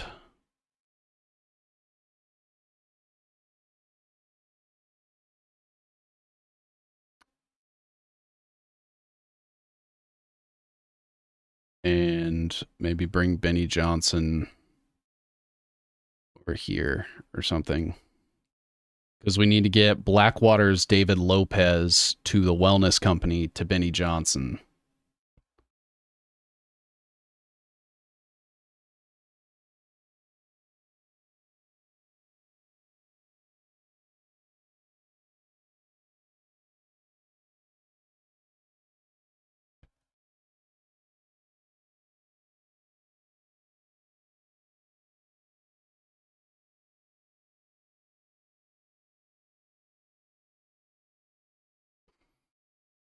So I just need to open up Blackwater just a little bit.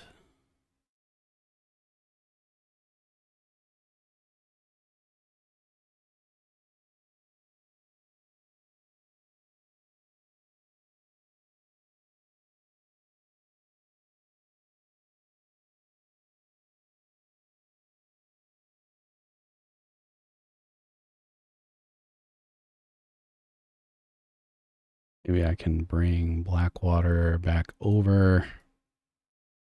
Founded, director.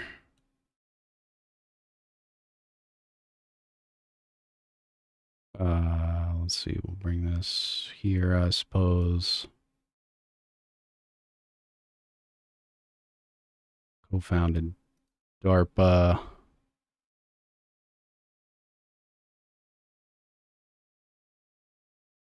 Man, this gets messy.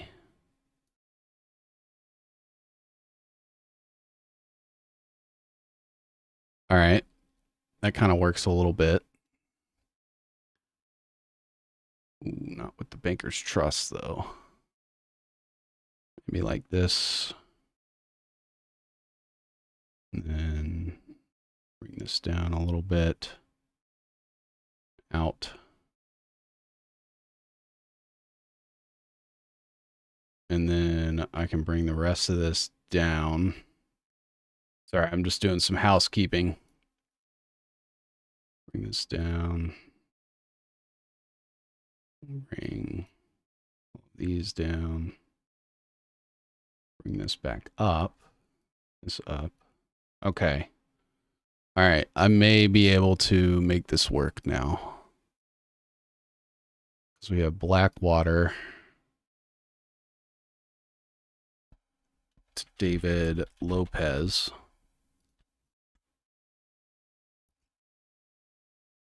This is where we're going to start getting like the wellness company and Foster Colson and all that.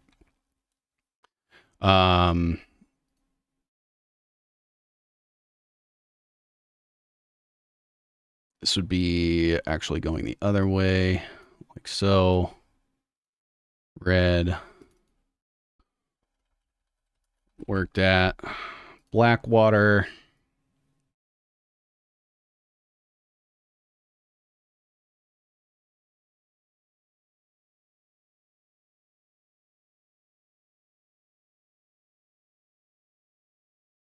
Okay, see, I'm going to have to redo the tenant media thing and bring it down here. Like so. And then maybe do something like this. Like this.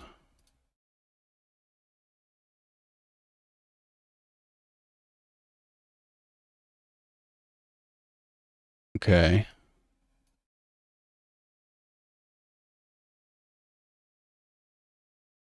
Tim Pool.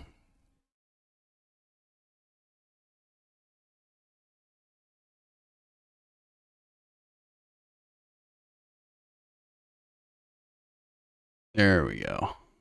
There we go.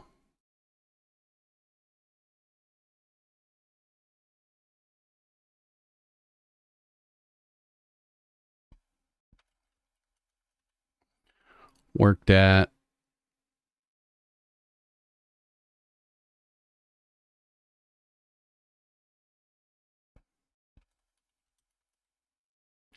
Worked at. Let's see. Here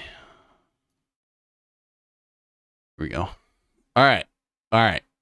All right. We're getting there. Okay. All right. So I kind of want to. Oh, man. I kind of want to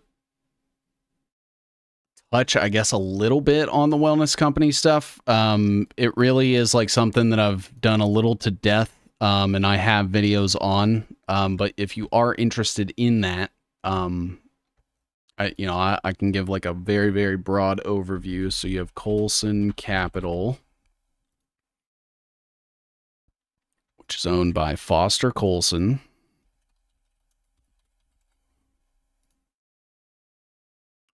You have, I'm not sure if it's still a thing, but International Health Brands, which is what connected David Lopez to the wellness company initially. But that has since been rolled into, it was the Stardust Group, and now I believe it's just Colson Capital.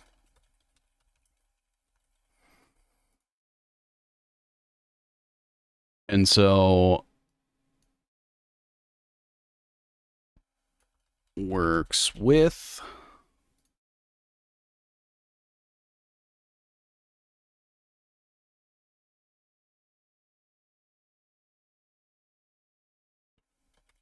worked at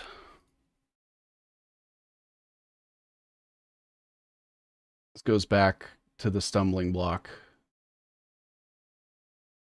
What?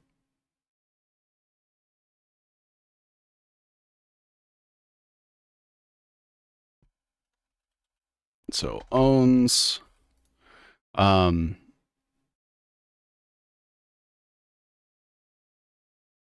let's see. Board of International Health Brands. The International Health Brands was owned by Colson Capital, which also owns the Wellness Company.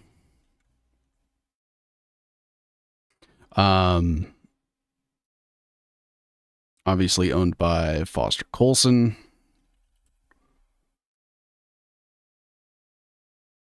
And then he also has, Foster Colson has the Colson Aviation, which had the firefighting contracts for LA. Which is why they allowed LA to burn down.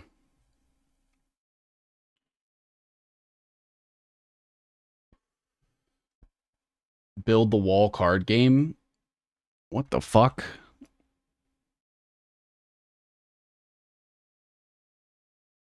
Okay, so you have Cliff Colson and Colson Forest Products, and that's where Wayne Colson got his money. I believe he is the father of Foster Colson. Yes. And then his sister is Britton Colson.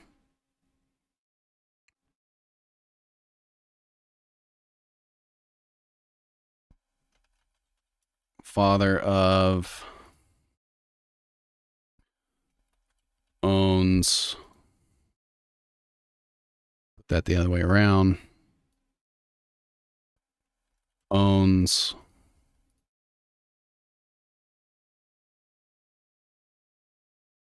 this around because he was the father, founded, owned,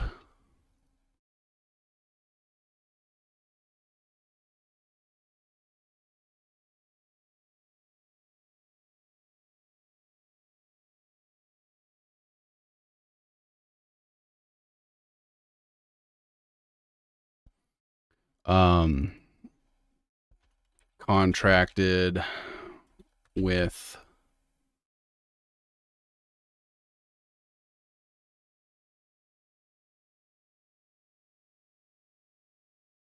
his sister Britton, works at Colson Aviation.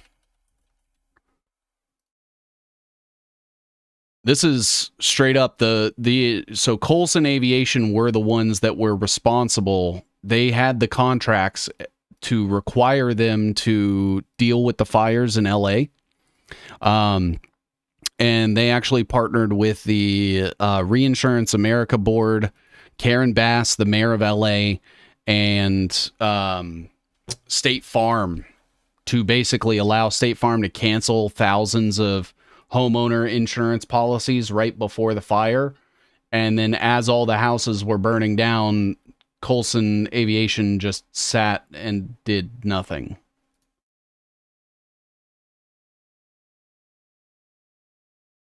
Isn't that insane?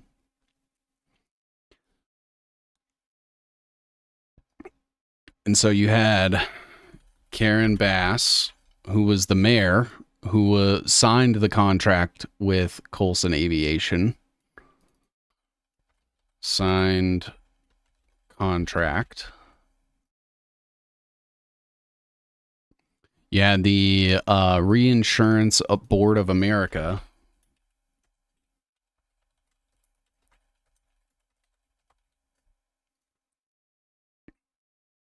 which oddly enough, the guy that's over that is a guy named Justin O'Keefe, who I've never been able to find proof that he's related to James O'Keefe, but they look exactly the same. And he was the chairman of the Reinsurance Board of America that allowed State Farm to cancel all of those homeowners insurance policies.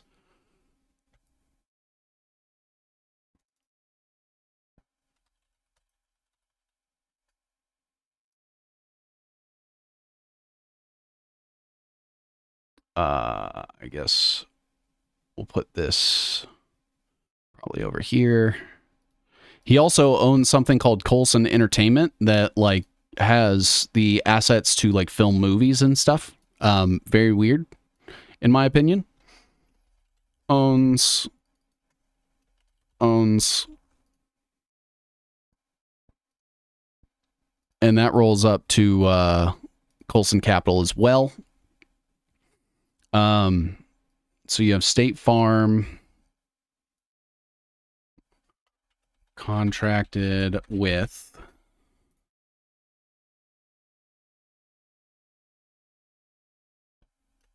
works with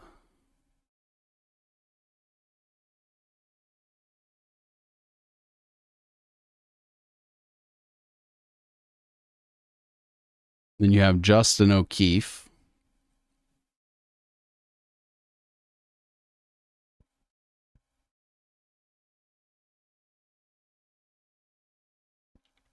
I may actually bring this down here because we're going to be connecting James O'Keefe and Project Veritas.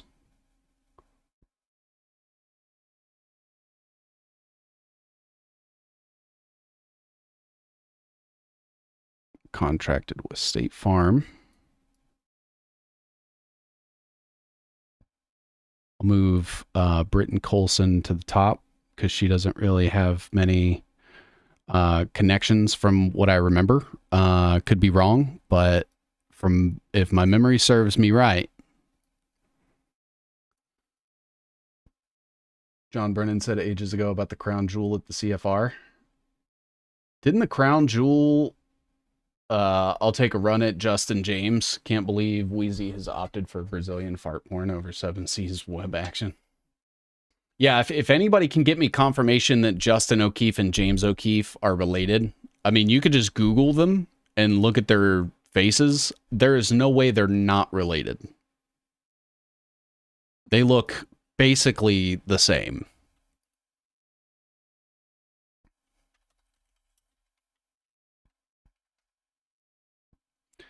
This is Justin O'Keefe.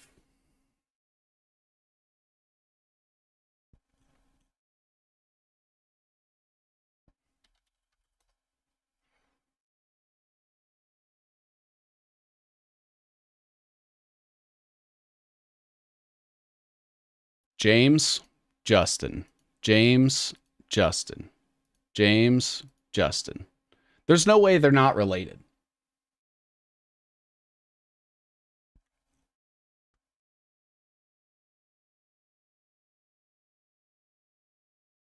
I just don't know if it's an uncle, a cousin.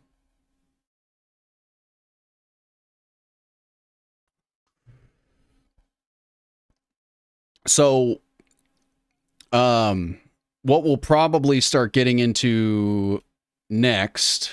So I'll just go ahead and put James O'Keefe here. And I'm just going to put related.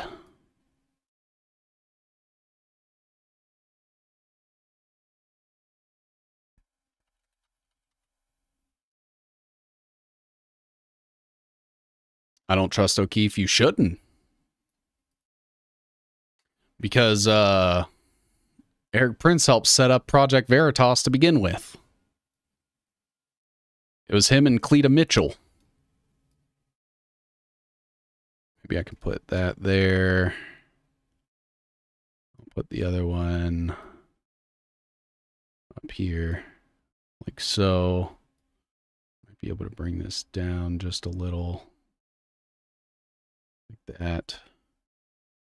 And then Project Veritas.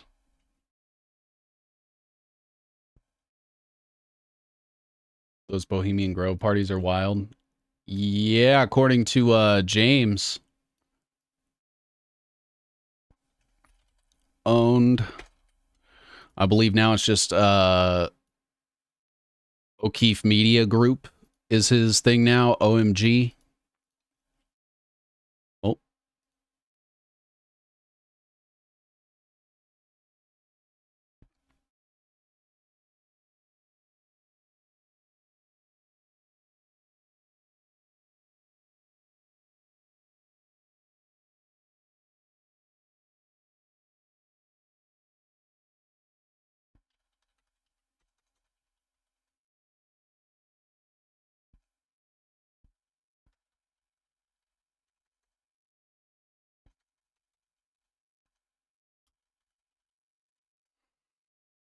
Hmm.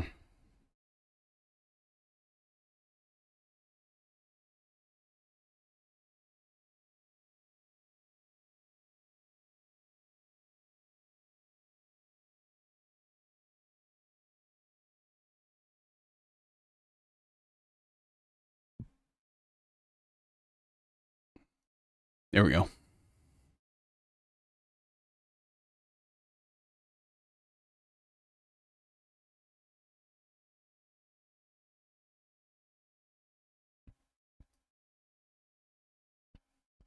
OMG.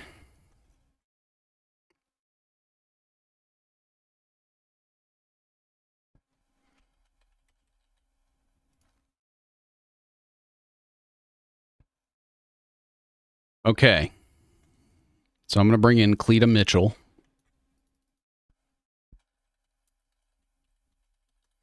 And then I'm going to bring up everything that she's tied to that I've previously researched. Project Veritas.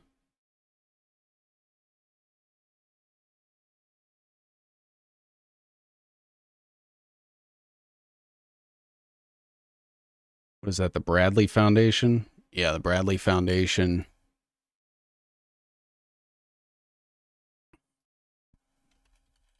Funded Project Veritas. She's part of the Bradley Foundation.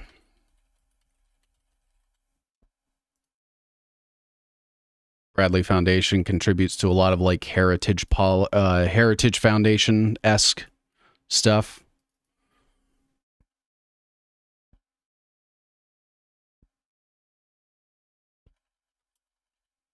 Works at the Bradley Foundation. What else do I have on her?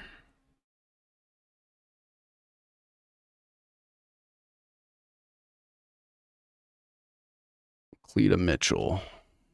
Is she part of the Reawaken America tour? Michael Gableman.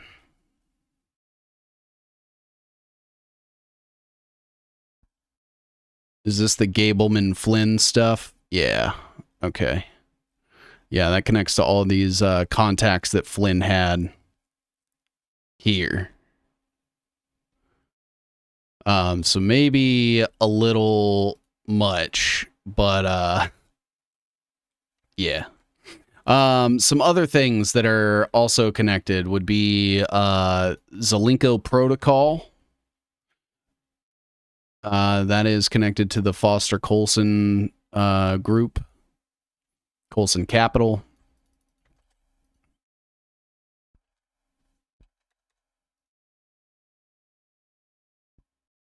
I believe it's called Z Labs now, though.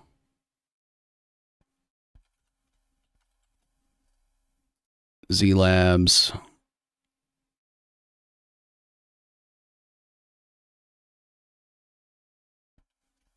Owns.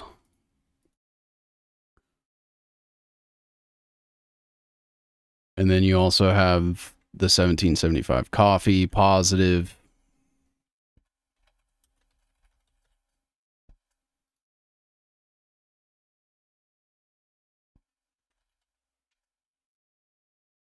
we're not going to get super into the Colson Capital stuff, but just some of the sponsors and stuff that they're involved with. Salute. What's up, Colin? How you doing, brother? Now, one thing that we haven't really touched on in depth at all is Elsa Prince, which is Erik's mother. She was actually part of the Council for National Policy, which I think is very interesting considering the Council on Foreign Relations ties we already have in the web. So let's go ahead and add that. Believe I made Council on Foreign Relations yellow. Yeah, okay. So think tanks yellow.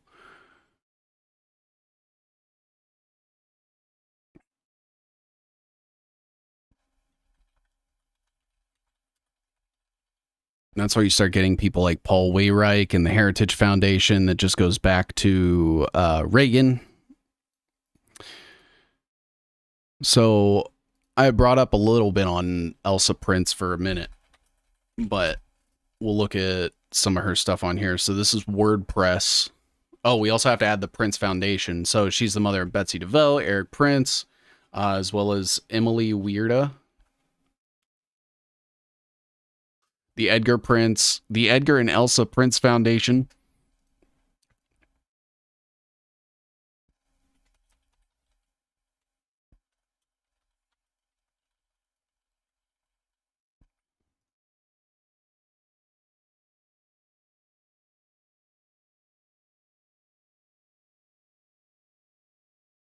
I forget what she did at Council for National Policy. I believe she was a director, though.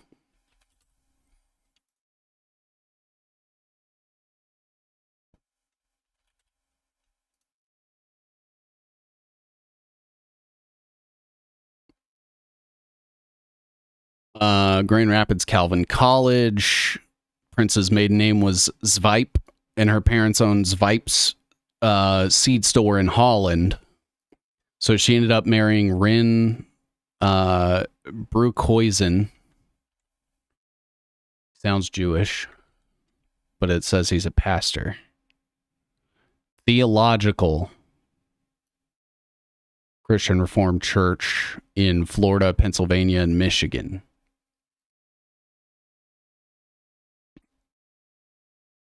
Board of Governors 1998 and director for 2 years. Okay, so director.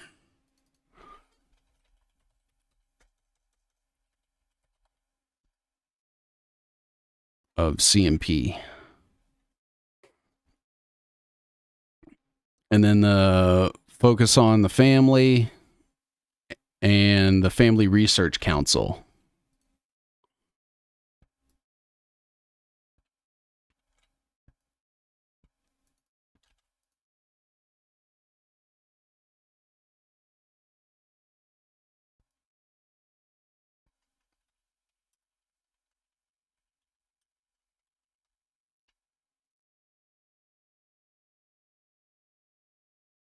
And she was part of both of these.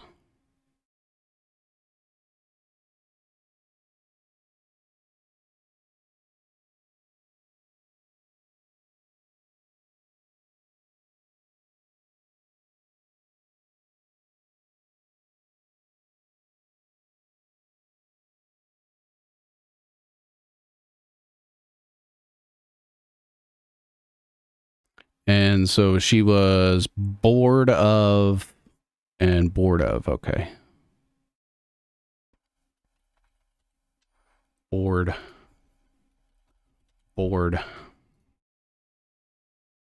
Okay. So this is what we have so far. And we haven't really even gotten into like all the contracts that Blackwater had, Paul Bremer and his connections as well. I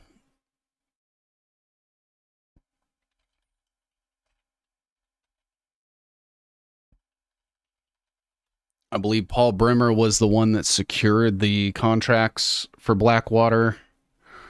Let me double check.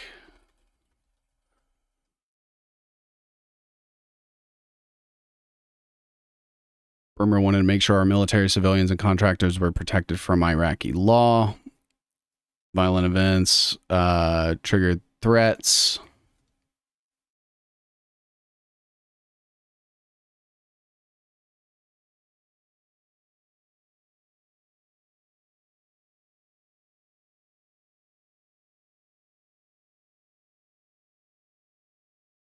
Maybe this will have some stuff on Blackwater.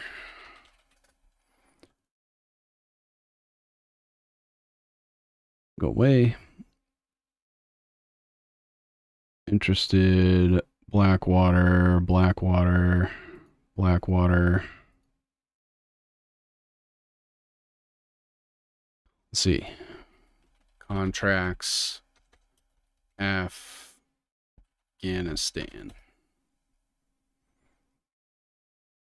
With his time as the head of the Coalition Provisional Authority in Iraq, was it Iraq? Blackwater won a significant contract to provide security for Bremer in Iraq, which cemented the company's role in the conflict zone. Bremer did not have Blackwater contracts in Afghanistan. Okay, so it was Iraq.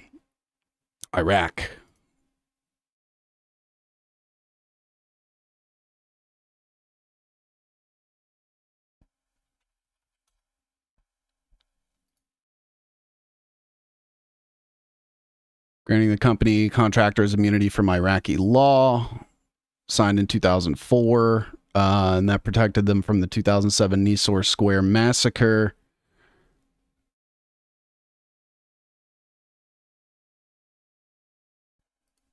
So we have Blackwater would be Paul Bremer. I believe Bremer was at McKinsey. Paul Bremer contracted. Bring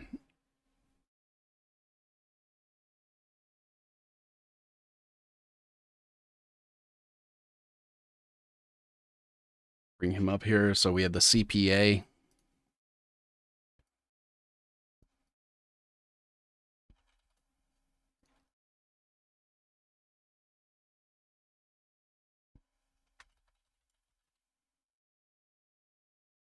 Well, I guess it would have been member of.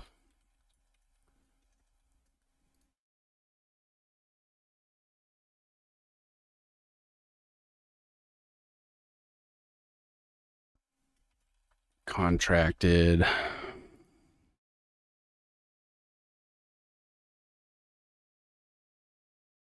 Let's see. We had a gray one for the 9/11 insider trading. So what I'm probably going to do is also do gray for this. Just kind of like a scandal color. I don't know. Iraq war.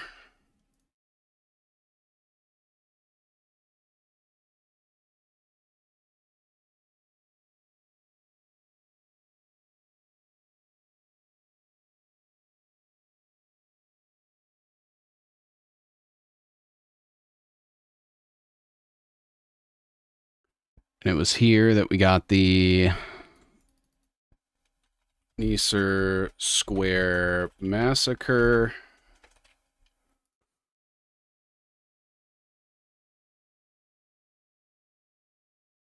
That involved BlackRock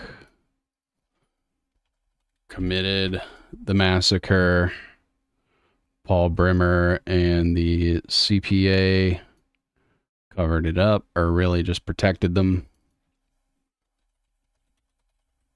So protected the Nisour Square massacre, basically giving BlackRock immunity.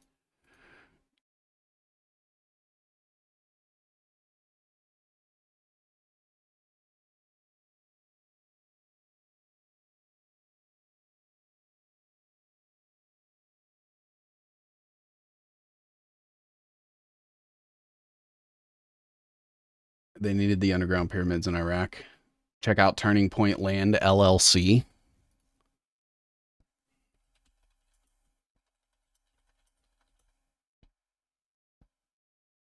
Real estate company, but the name is similar to Turning Point Property Management.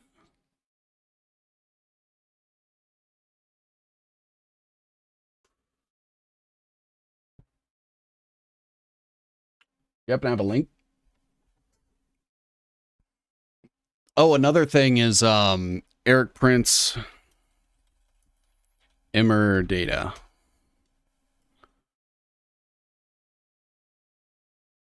A partner was formed by executives and financial backers of the now defunct Cambridge Analytica and its parent company SCL Group.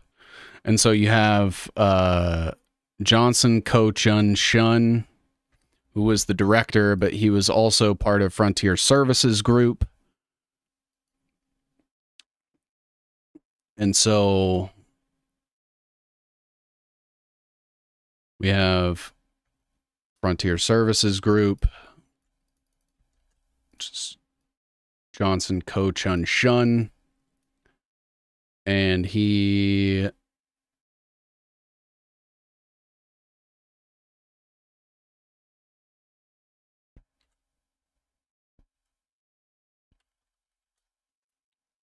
executive director.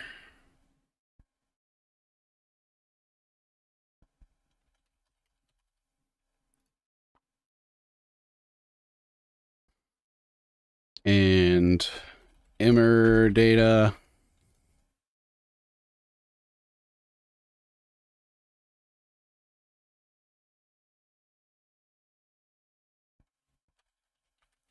He was board of directors.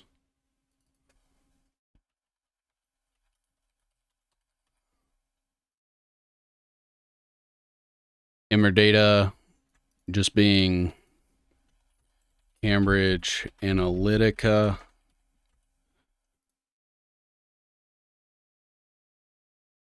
Which, as someone brought up, Zuckerberg was stealing our data from Facebook.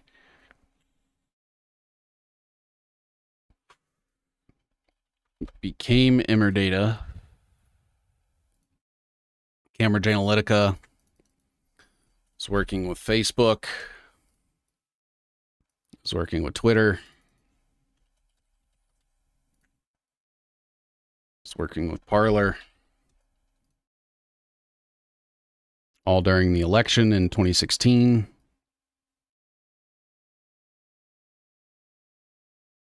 And then you have the SLC group, or SCL group, I can't remember which.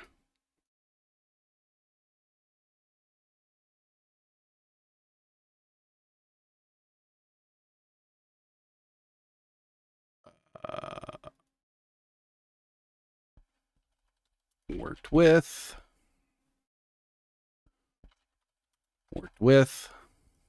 And they'll claim that they weren't in cahoots and had no idea. That is not fucking true.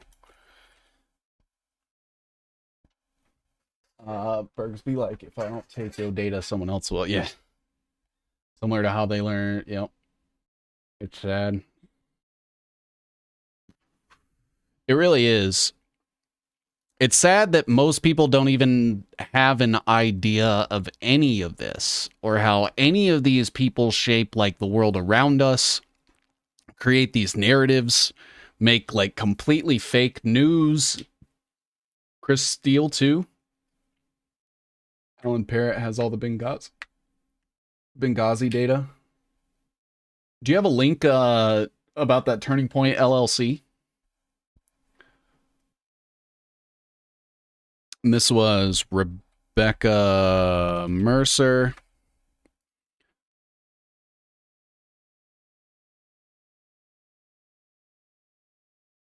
Who founded Cambridge Analytica and Parler.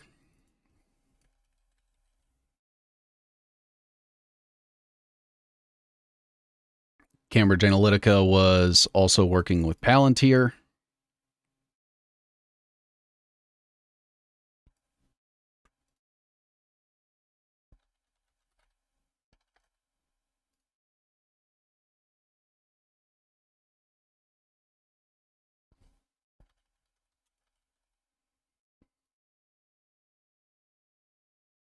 Apparently, Parler has been has come under new management. On Cell Phone Pal till 2 a.m. Understandable. Understandable. Um, Clearly, you can't mention Palantir without Peter Thiel.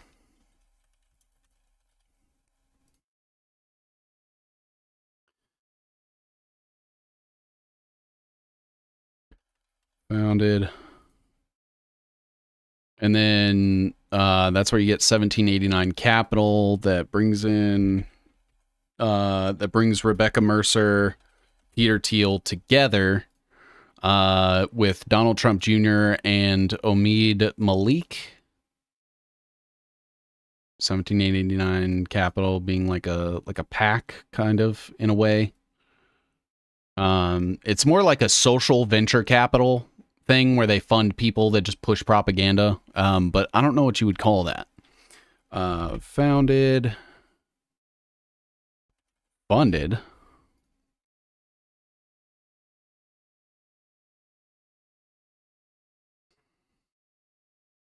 And then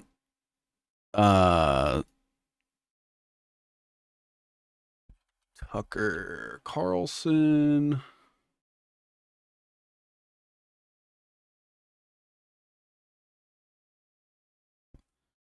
I forget what the name of Tucker Carlson's company was called, but Tucker Carlson's media company that owns his was funded by 1789 Capital. Tucker Carlson, 1789 Capital, Tucker Carlson's media company.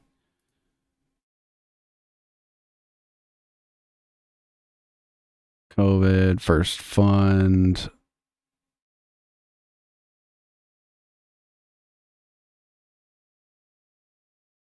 Neil Patel, media company. Co-founders of the Daily Caller, Tucker Carlson Network. No, it's called something.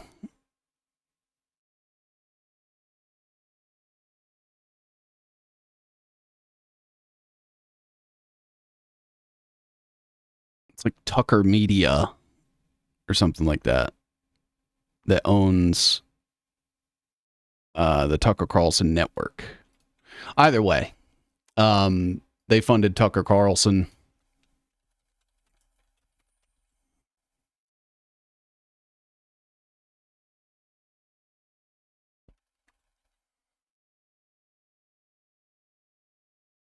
And Tucker Carlson's TCN Tucker Carlson Network. Yeah, I could have swore it was called something else, like the holding company or whatever.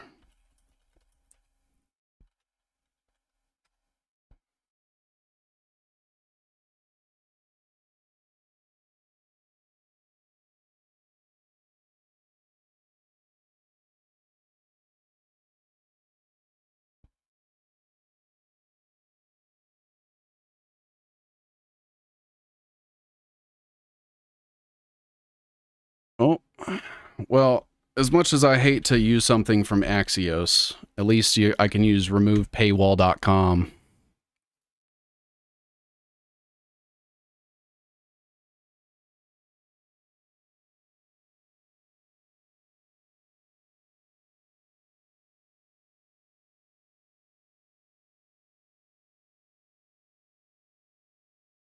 It's like Log Cabin Media, something. Let's see.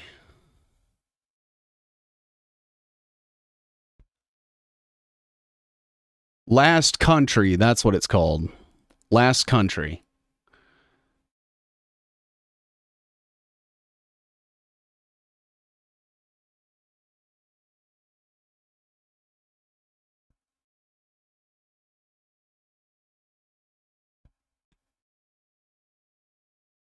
So let's do this.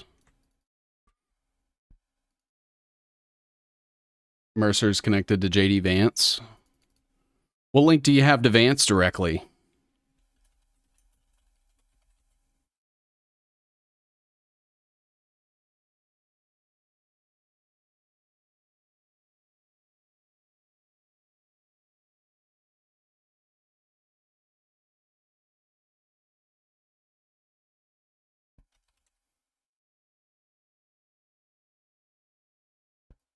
Then you have Neil Patel.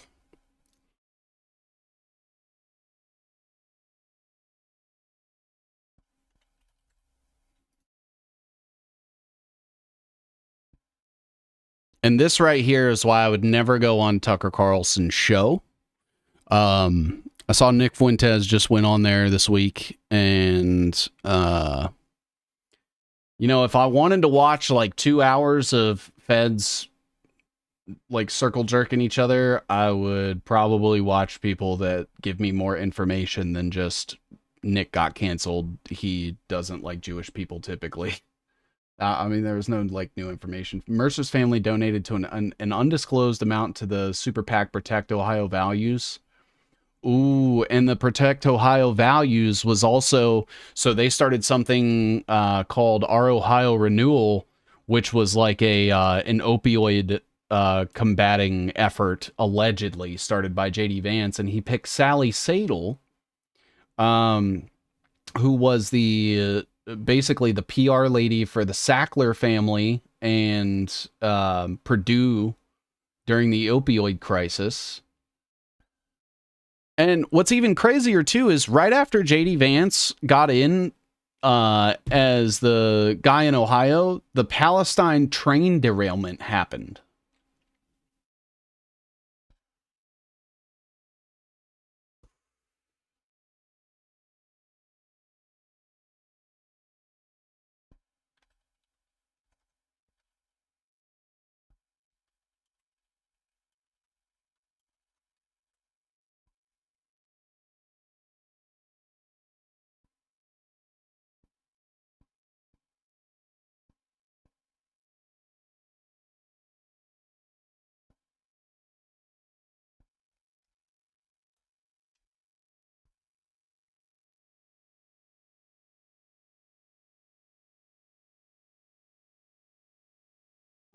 Family of hedge fund tycoon Robert Mercer, formerly aligned with Steve Bannon, donated a significant amount to the PAC. Protect Ohio Values. Yep, sure enough, there it is.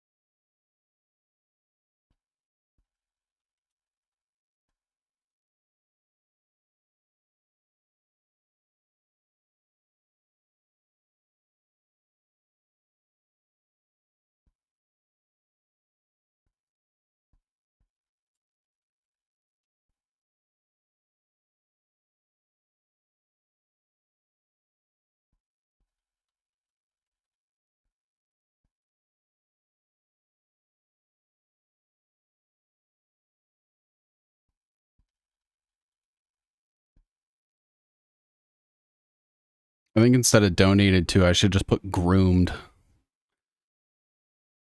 And then we have Mithril, Naraya.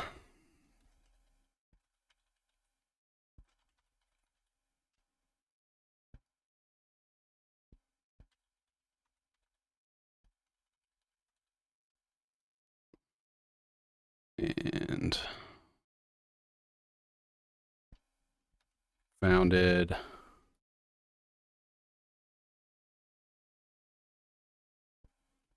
Funded. Founded. Oh.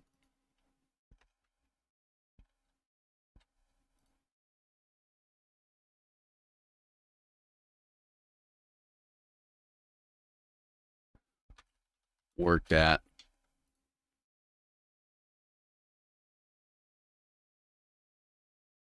JD Vance is just going to be his own whole thing.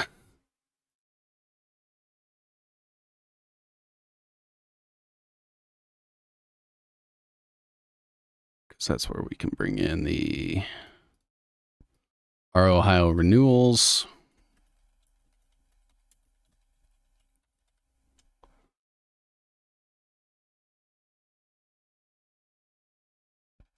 Funded.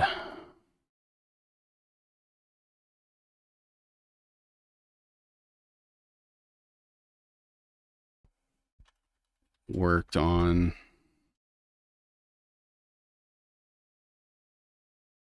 and that's where we get Sally Sadel.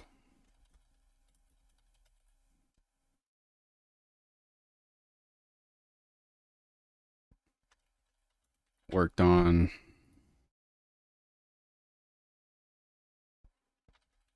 pointed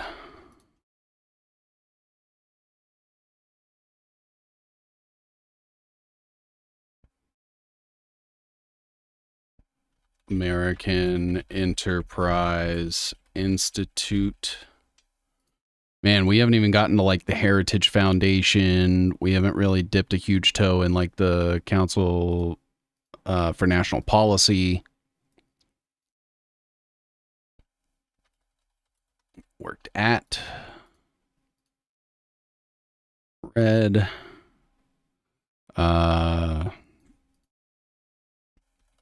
Purdue Pharma.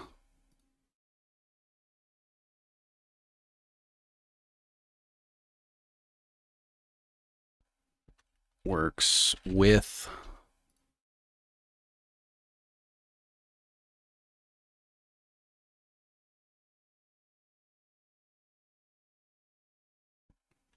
worked for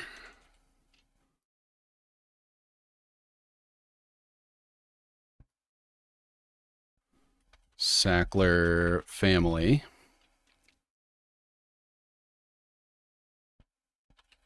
Worked with J. Vance worked at AE or like worked with AEI, and that is the thing that Sally Sadel used to basically cover up the opioid crisis. Oh, worked for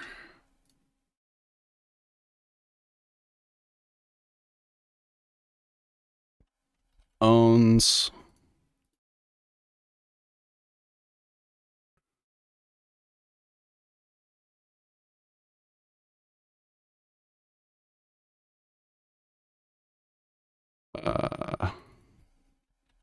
opioid crisis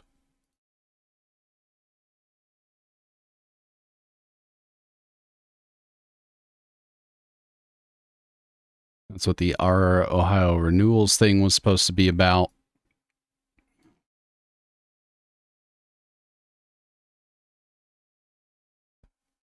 Created essentially.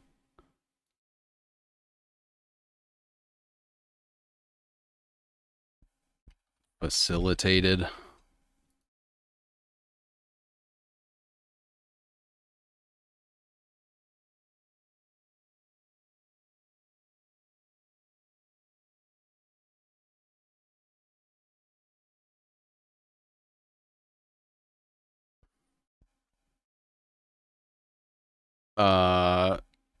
Virtue signaled for the opioid crisis because you had his hillbilly elegy.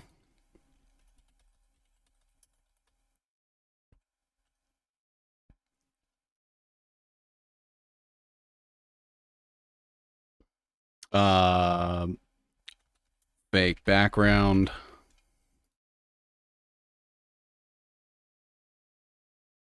Because it was published by HarperCollins, which is owned by Rupert Murdoch.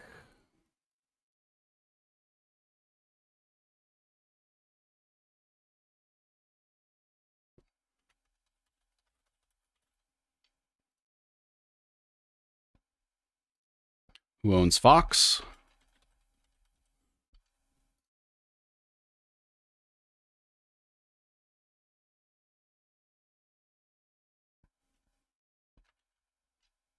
Owns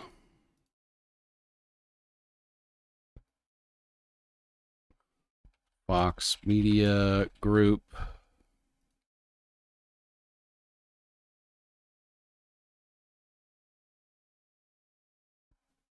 Owns, which includes things like Fox News and shit. Sachs donated $1 million to protect Ohio values to support Vance. Each entrepreneur and investor, David Sachs, donated $1 million to a political action committee supporting J.D. Vance's 2022 Senate campaign.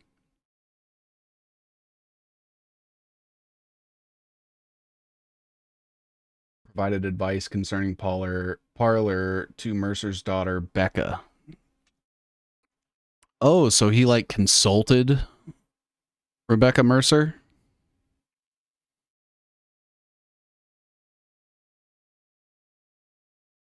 He did some consultations.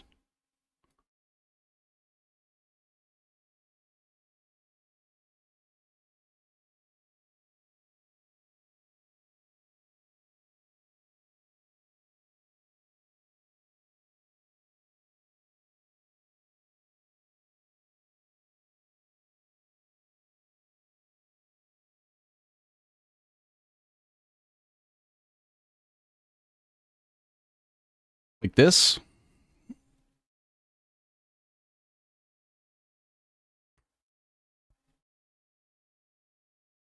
And so, like, I don't know. In my opinion, like, you start to see something like this, and then to just brush off, like, any associations that Erik Prince may have. Now, with this, I am coming up on, like, my time, but there are some very important ones that I didn't get to completely. Obviously, the unplugged phone is a big one. Reflex Responses, Vectis Global, Frontier Services, and Resource Group. The George Tenet thing is a little more important. I didn't focus on that as much. I still have to have the Alvin Krongard financing Blackwater. Alvin Krongard Blackwater Finance. Maybe he gave it to the Prince Foundation. Let me double check that. Prince Foundation.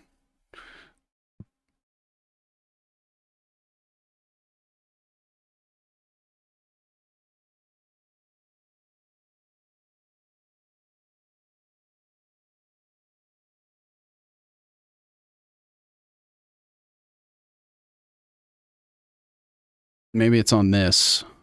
We will show the investment bank that underwrote Microsoft, Amazon, Oracle, Qualcomm, Broadcom, and other big tech behemoths and was a CIA front company. And that's talking about Alex Brown and Sons. So I do think it's important to also bring those in.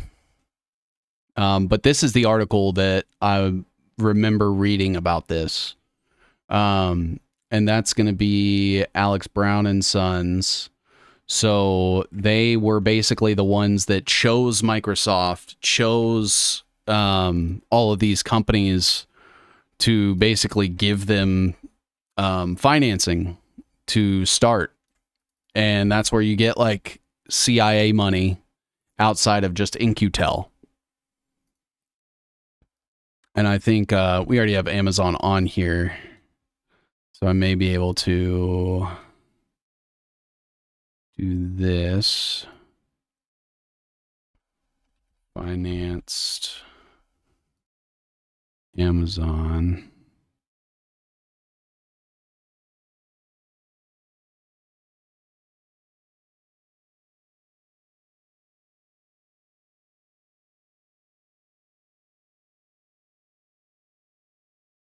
I'll get rid of it here.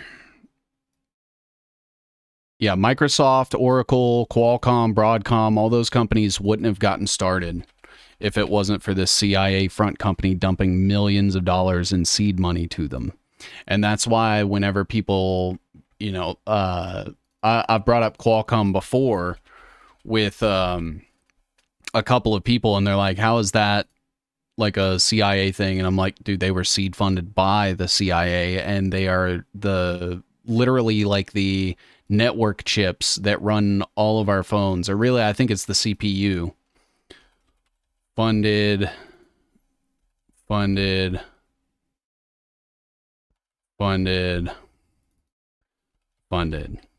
it's crazy too, because after 9/11, like I said at the beginning of stream, all of these companies exploded in value. Like Microsoft was big back in the late 90s, but it grew massively after 9/11.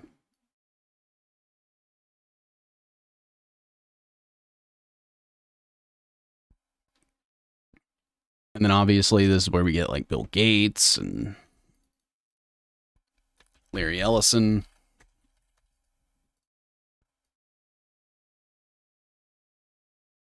I have to be honest, I don't know who's in charge of Qualcomm or Broadcom.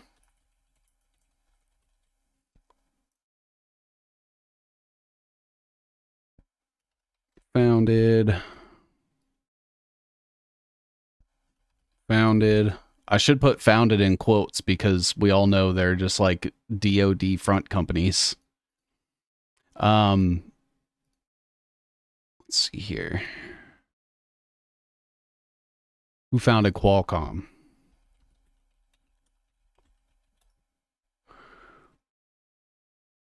Erwin M. Jacobs. I've looked at his thing before. Oh, look at that. Born to a Jewish family.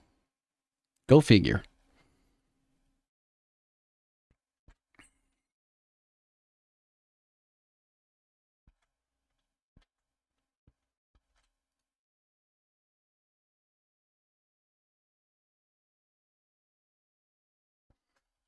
Founded. Got about 13 more minutes or so on stream. Chair of the board of trustees for the Salk Institute for Biological Studies.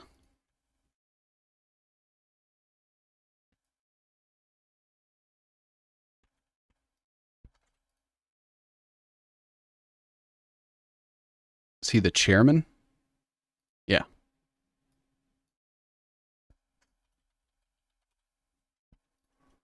Chairman.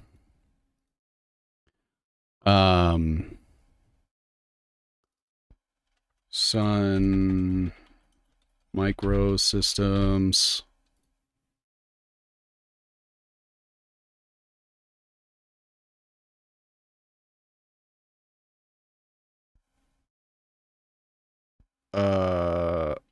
Acquired.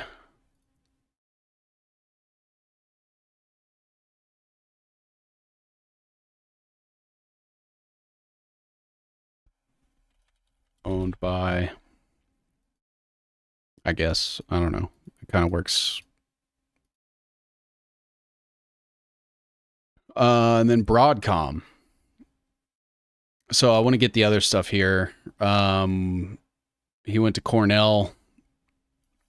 Cornell's important if you guys know about Racine.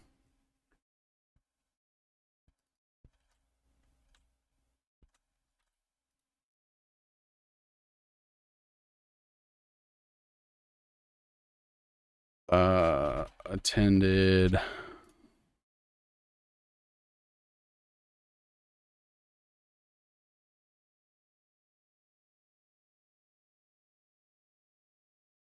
MIT, known as the Military Institute of Technology.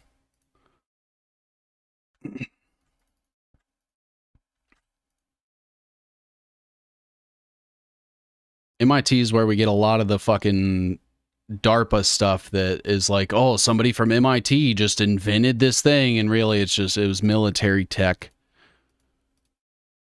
already. That's why I don't trust Thomas Massey as far as I can fucking throw him. Founded Linkabit Corporation with Andrew Viterbi. Co-founded Qualcomm. Born to an Italian Jewish family. MIT. Worked at Raytheon.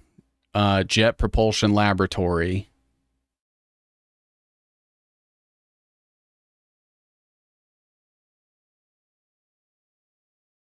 You got some shit from the IEEE, the IEEE.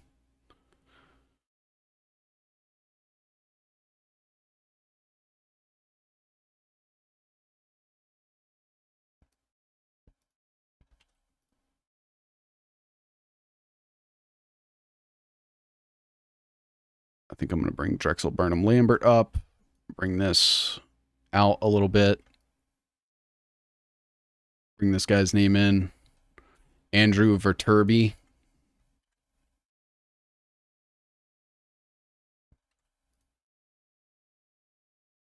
Gotta change this to co-founded.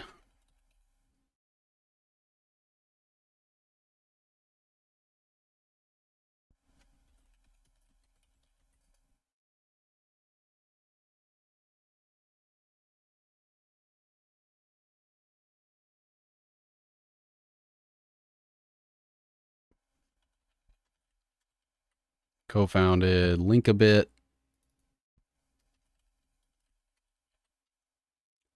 I don't think Linkabit is very consequential in the grand scheme of things, but I think it's always important to put on there.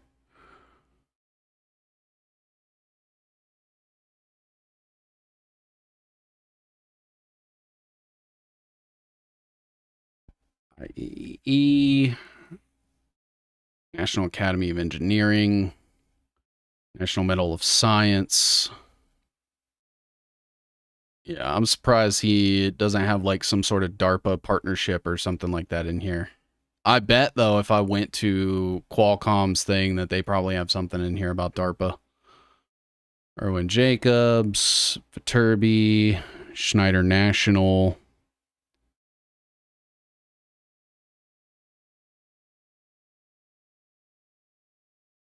Omnitrax contract.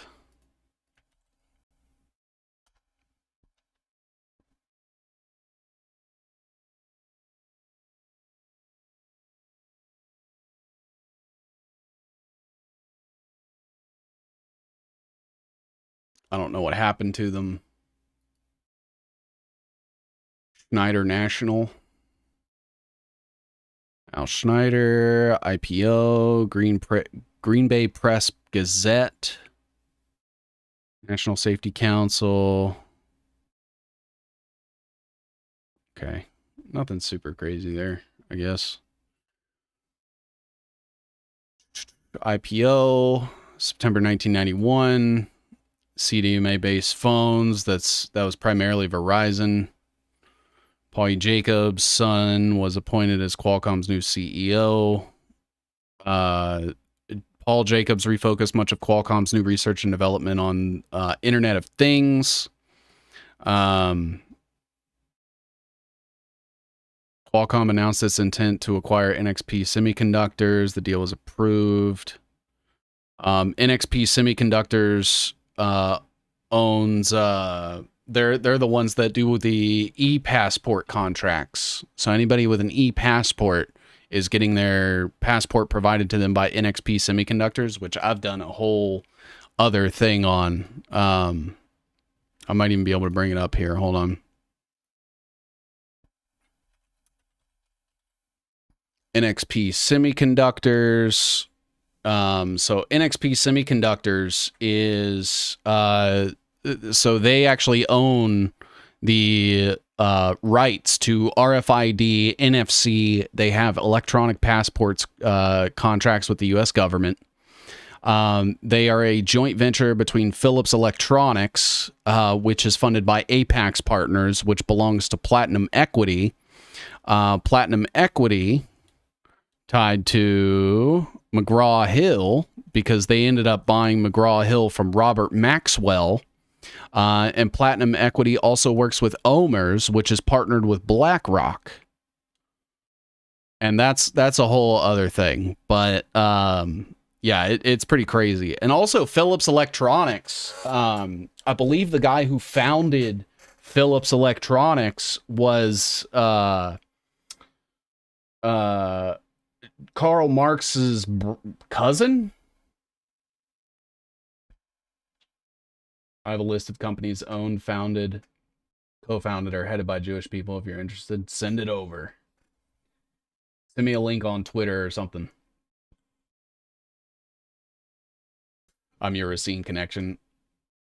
Qualcomm has R&D in Israel. Oh, yeah. I think one of Qualcomm's first offices outside of the United States was Israel.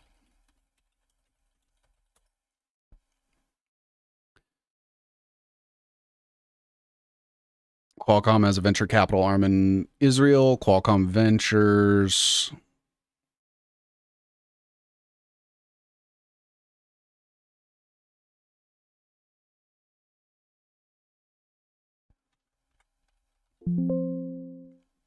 Acquired Israeli startup Cellwise through its investment arm. So is Cellwise Mossad?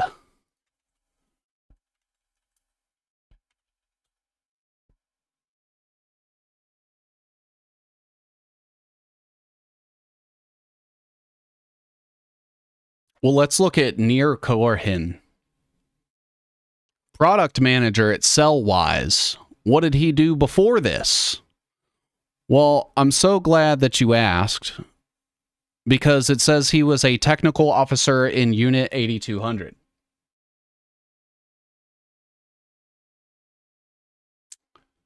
So that would be Mossad.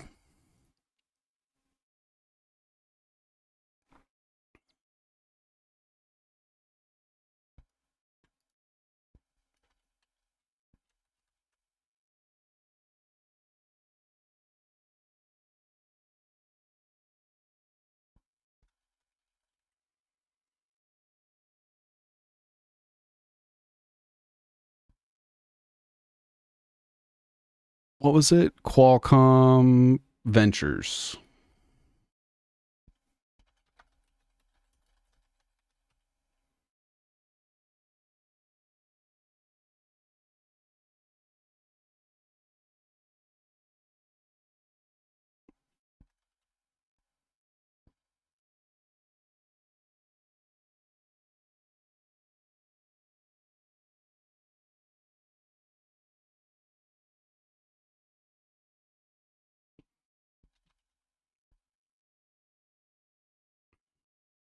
And it's perfect, too, because now we can bring in Larry Ellison. I guess Mossad would be orange because it's technically like an official government entity. Mossad. Even if, like, they're the worst.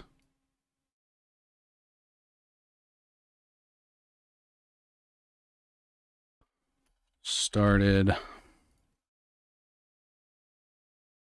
Oh, looking at Broadcom. Yeah, I was about to get to Broadcom, too. I'm thinking, though, that I'm going to have to bring all of this out. Like so. And so you can see here very quickly that, like, a guy that had a really, really good relationship with Erik Prince and his father was also responsible for facilitating CIA funding through Alex Brown and Sons to fund Microsoft, Qualcomm, Broadcom, Oracle, etc. I'm going to put IDF.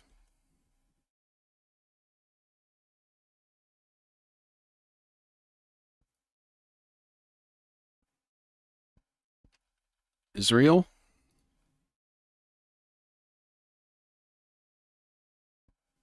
Runs.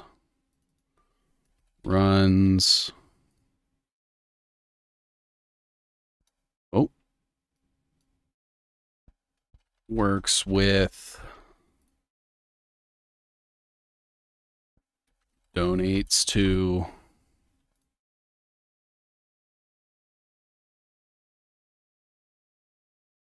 All right.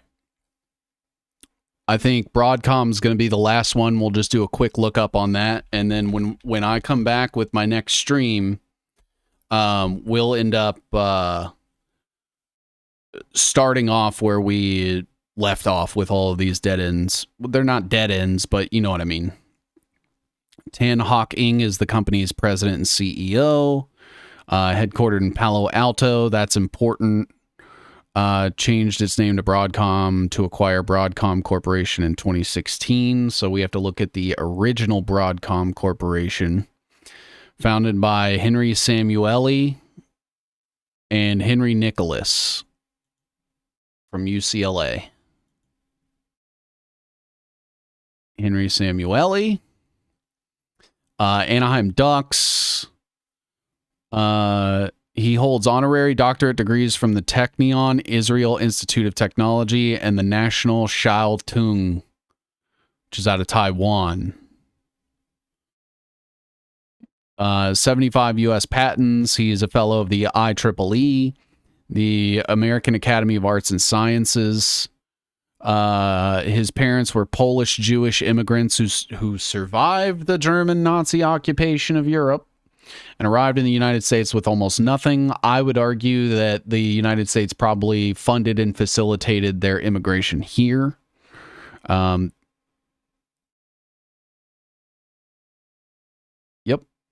Oh, he's part of the Giving Pledge also.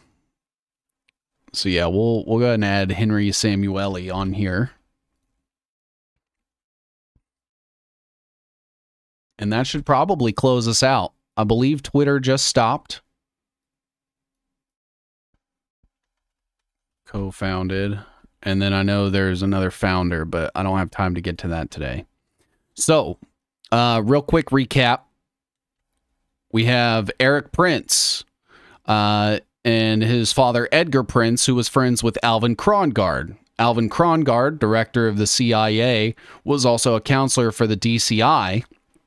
Alvin Krongard was the executive director of the CIA. He was the chairman of Alex Brown and Sons, which was a CIA front group that ended up seed funding Microsoft, Qualcomm, Broadcom, and Oracle. Oracle acquired Sun Microsystems, which was basically just Stanford and DARPA.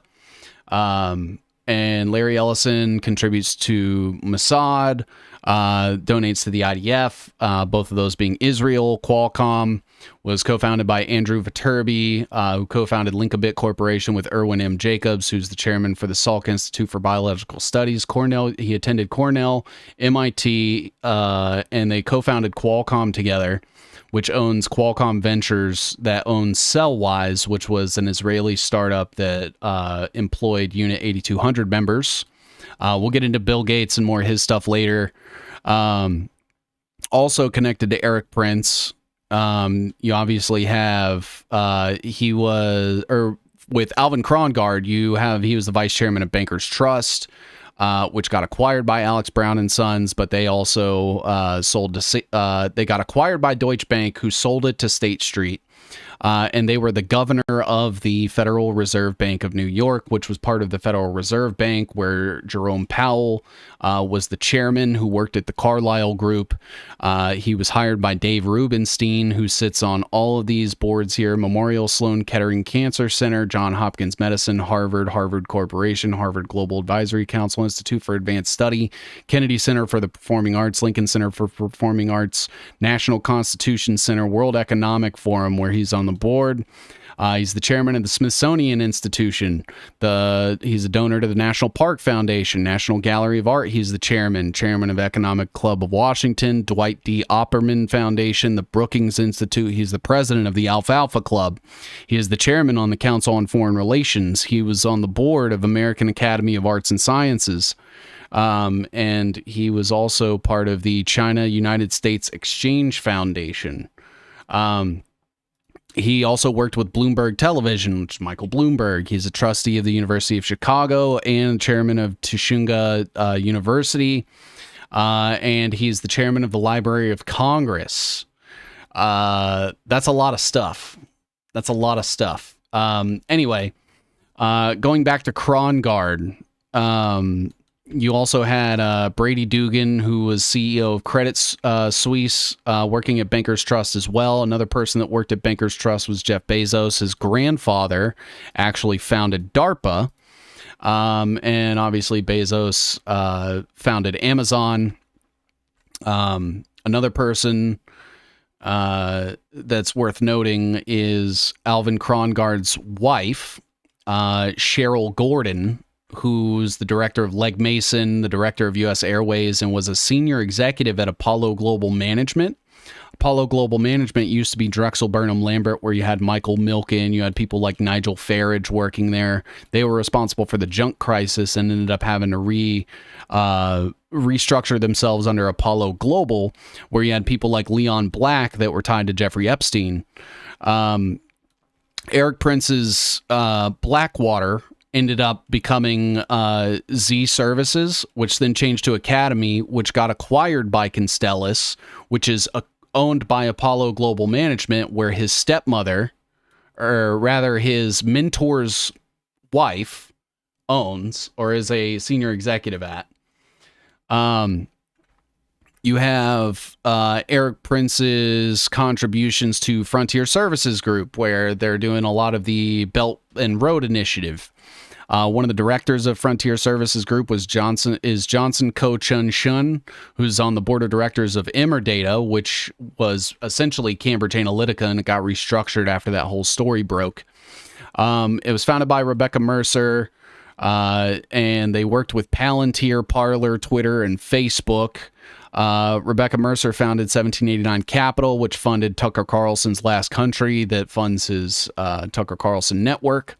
You have Peter Thiel, that donated to 1789 Capital, founded Mithril Capital, where he employed J.D. Vance after they met at Yale. He also funded J.D. Vance's VC Capital, Naraya Capital. I actually need to change these to blue. J.D. Vance had his Hillbilly Elegy fake background bullshit story published by HarperCollins, which is owned by Rupert Murdoch, who owns Fox Media Group. J.D. Vance worked on Our Ohio Renewals and got money from Our Ohio Values PAC, another way that Rebecca Mercer contributed to J.D. Vance. He appointed Sally Sadel, whom he had worked with at American Enterprise Institute and who used to work for Purdue Pharma, covering up the opioid crisis on behalf of the Sackler family, to work at the Our Ohio Renewal, pretending to give a shit about the opioid problem there. Alvin Krongard was also a director of DLA Piper, where Kamala Harris's husband, Doug Imhoff, worked and only stepped down after she had become the vice president. You have Frontier Resources Group. You have the private military group Vectis Global. You have Reflex Responses, that's been working with the UAE since 2010. Vectis is the one in Haiti. You have Unplugged Phone, that has members of Mossad and Unit 8200 with it. Erik Prince owned a company called Windward Holdings that owns a company called Kovax, that owns a company called Vaccinity. They used to distribute vaccines during COVID. AKA bioweapons.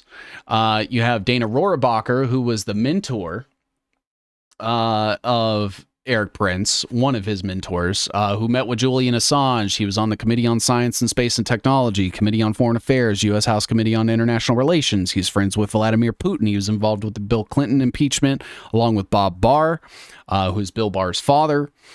He helped co-create the Reagan Doctrine with Ronald Reagan when he was a special assistant in the Reagan administration. He was really good friends with Oliver North. And then you have Erik Prince's sister, Betsy DeVoe, who's married to Dick DeVoe, who owned Amway Corp, which owns Nutrilite. They were involved with the Alpha Bank scandal with Trump's first term. Dick DeVoe owns Blaze Media, which is Blaze TV. That's Glenn Beck, Dave Rubin, amongst others. Lauren Chin worked at Blaze Media. I actually need to swap these around, like so. Worked at Blaze Media. She also worked at Tenet Media with her husband, Liam Donovan. She's worked at Russia Today. She worked at Turning Point USA. Tim Pool was also part of Tenet Media. Matt Christensen, Lauren Southern, Taylor Hansen. You have other people on Blaze TV, but I didn't list them here. And then you have the Conservative Review. And then obviously you have George Tenet, who had appointed Alvin Krongard to begin with to set up the position in the CIA for him. But through Blackwater, you also have David Lopez, who was a board member of International Health Brands that rolled into Colson Capital, which owns 1775 Coffee, Colson Entertainment, Zelenko Labs, the wellness company, and Colson Aviation. Colson Aviation had the contracts with LA to do the firefighting through Karen Bass, where she worked with State Farm to help cancel homeowner insurance policies through the Reinsurance Board of America during the LA fires, with Justin O'Keefe, who's related to James O'Keefe, who owned Project Veritas that Cleta Mitchell of the Bradley Foundation and Erik Prince helped set up, and he has now founded and runs O'Keefe Media Group, or OMG. And then, there's so much other stuff. There's the Edgar and Elsa Prince Foundation, Council for National Policy through his mother, the Family Research Council through his mother, and the Focus on the Family through his mother, who is also the mother of Betsy DeVoe. And that is kind of what we have right now. You have the COVAX was helped with Paul Behrens, who was part of the Blackwater stuff. You had Paul Bremer, who helped contract Blackwater to the Iraq war for special security services and kind of got their foot in the door. And he actually helped provide immunity for Blackwater during the events of the Nisour Square massacre. And you had Blackwater, which changed its name from G Services to Academy to Constellus. Constellus actually owns another thing called Strategic Social that we'll probably get into next time. But that was part 1 of the Erik Prince web. We have literally just started. We dipped toe. There are so many other leads and connections that we can follow up. But so far, I think a good sort of thing here is CIA, Mossad / Israel / IDF / Unit 8200, Russia, and the neocon conservative money machine, like the Council for National Policy, the Heritage Foundation and stuff. That's basically a lot of it. And then you have China and other things as well. So this is part 1 of the Erik Prince web. Don't forget about Paul Allen when talking about Microsoft, or Brad Smith. He's important as well. But yeah, I do want to expand on these. So we'll expand on the Microsoft stuff. We'll include like the Bill Gates Giving Pledge. We'll get further into like Kleiner Perkins and their involvement with Sun Microsystems. We'll bring up the unplugged phone and we'll kind of dig into everybody that's a part of that as well. We'll expand on the wellness company a little bit. I didn't want to do it to death or anything. And we'll build this out and stuff. So this is what I have so far. I'm gonna probably try to find a way to post this on Twitter. So if you guys want this, or at least this broken down in images and stuff for you to reference, and you want to bring stuff to the next stream, and we can research more and stuff together. You guys give me links and throw stuff at me. It's way too much for one person, and you guys have always really, really had my back. Can you give me some homework? Yes. Some homework. So I need to know with 100% certainty that Justin O'Keefe and James O'Keefe are related, and I need to know how. I think another important thing to look at would be anything else to do with Alvin Krongard. I know that I've read somewhere that Krongard basically donated to the Prince Foundation, and that is the money that that Erik Prince used to set up Blackwater. Please share it on X. I will. Sun Microsystems is a keystone. Yeah, Sun Microsystems is fucked. Sun Microsystems is DARPA, Mossad, Kleiner Perkins, which is essentially just the military. And they function like BlackRock, but nobody fucking talks about them. And I mean, I have a whole web on them. And it's just like scratch the surface stuff too, because I haven't dedicated like a shit ton, but Kleiner Perkins, you have Oracle, Sun Microsystems, Stanford, Vinod Khosla. That's where Carnegie Mellon comes in, and the BNY Mellon. You have DARPA through Andy Bechtelstein and Forrest Baskets, and that you have AT&T in there as well. You have Onyx Systems, Apple. Obviously, that's where Eric Schmidt came from, with Sun Microsystems. That's how he got connected with Bell Labs and Google. Kleiner Perkins themselves, like Eugene Kleiner, part of the Shockley Semiconductor Laboratory, one of the very first things that helped establish Silicon Valley as a tech area. Very, very influential in like setting up Palo Alto and shit like that as well. And then the other half of Kleiner Perkins was Thomas Perkins, who was trained by Georges Doriot, MIT, American Research Development Corporation, Vannevar Bush, Carl Taylor Compton, that mentored John G. Trump, which is Donald J. Trump's uncle.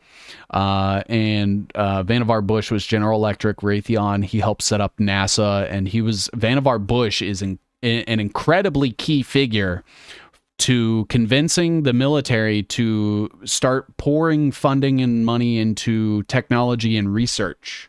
And that is how they weaponize science. So dig into Kleiner Perkins, dig into Vannevar Bush. Those are very important people. And then when I start talking about Kleiner Perkins funding, a company like seed funding or anything, that in your head should automatically be like, okay, so that is DOD money. That is a DOD funded operation pretending to be a company, essentially. So I think that's really important. But other than that, we'll probably work on some more of this for the next Lies and Ties and hit episode 2. I want to thank everybody for hanging out with me and for being patient while we got all of that taken care of. The CEO of D-Wave, Alan Barrett's, worked at Sun Microsystems.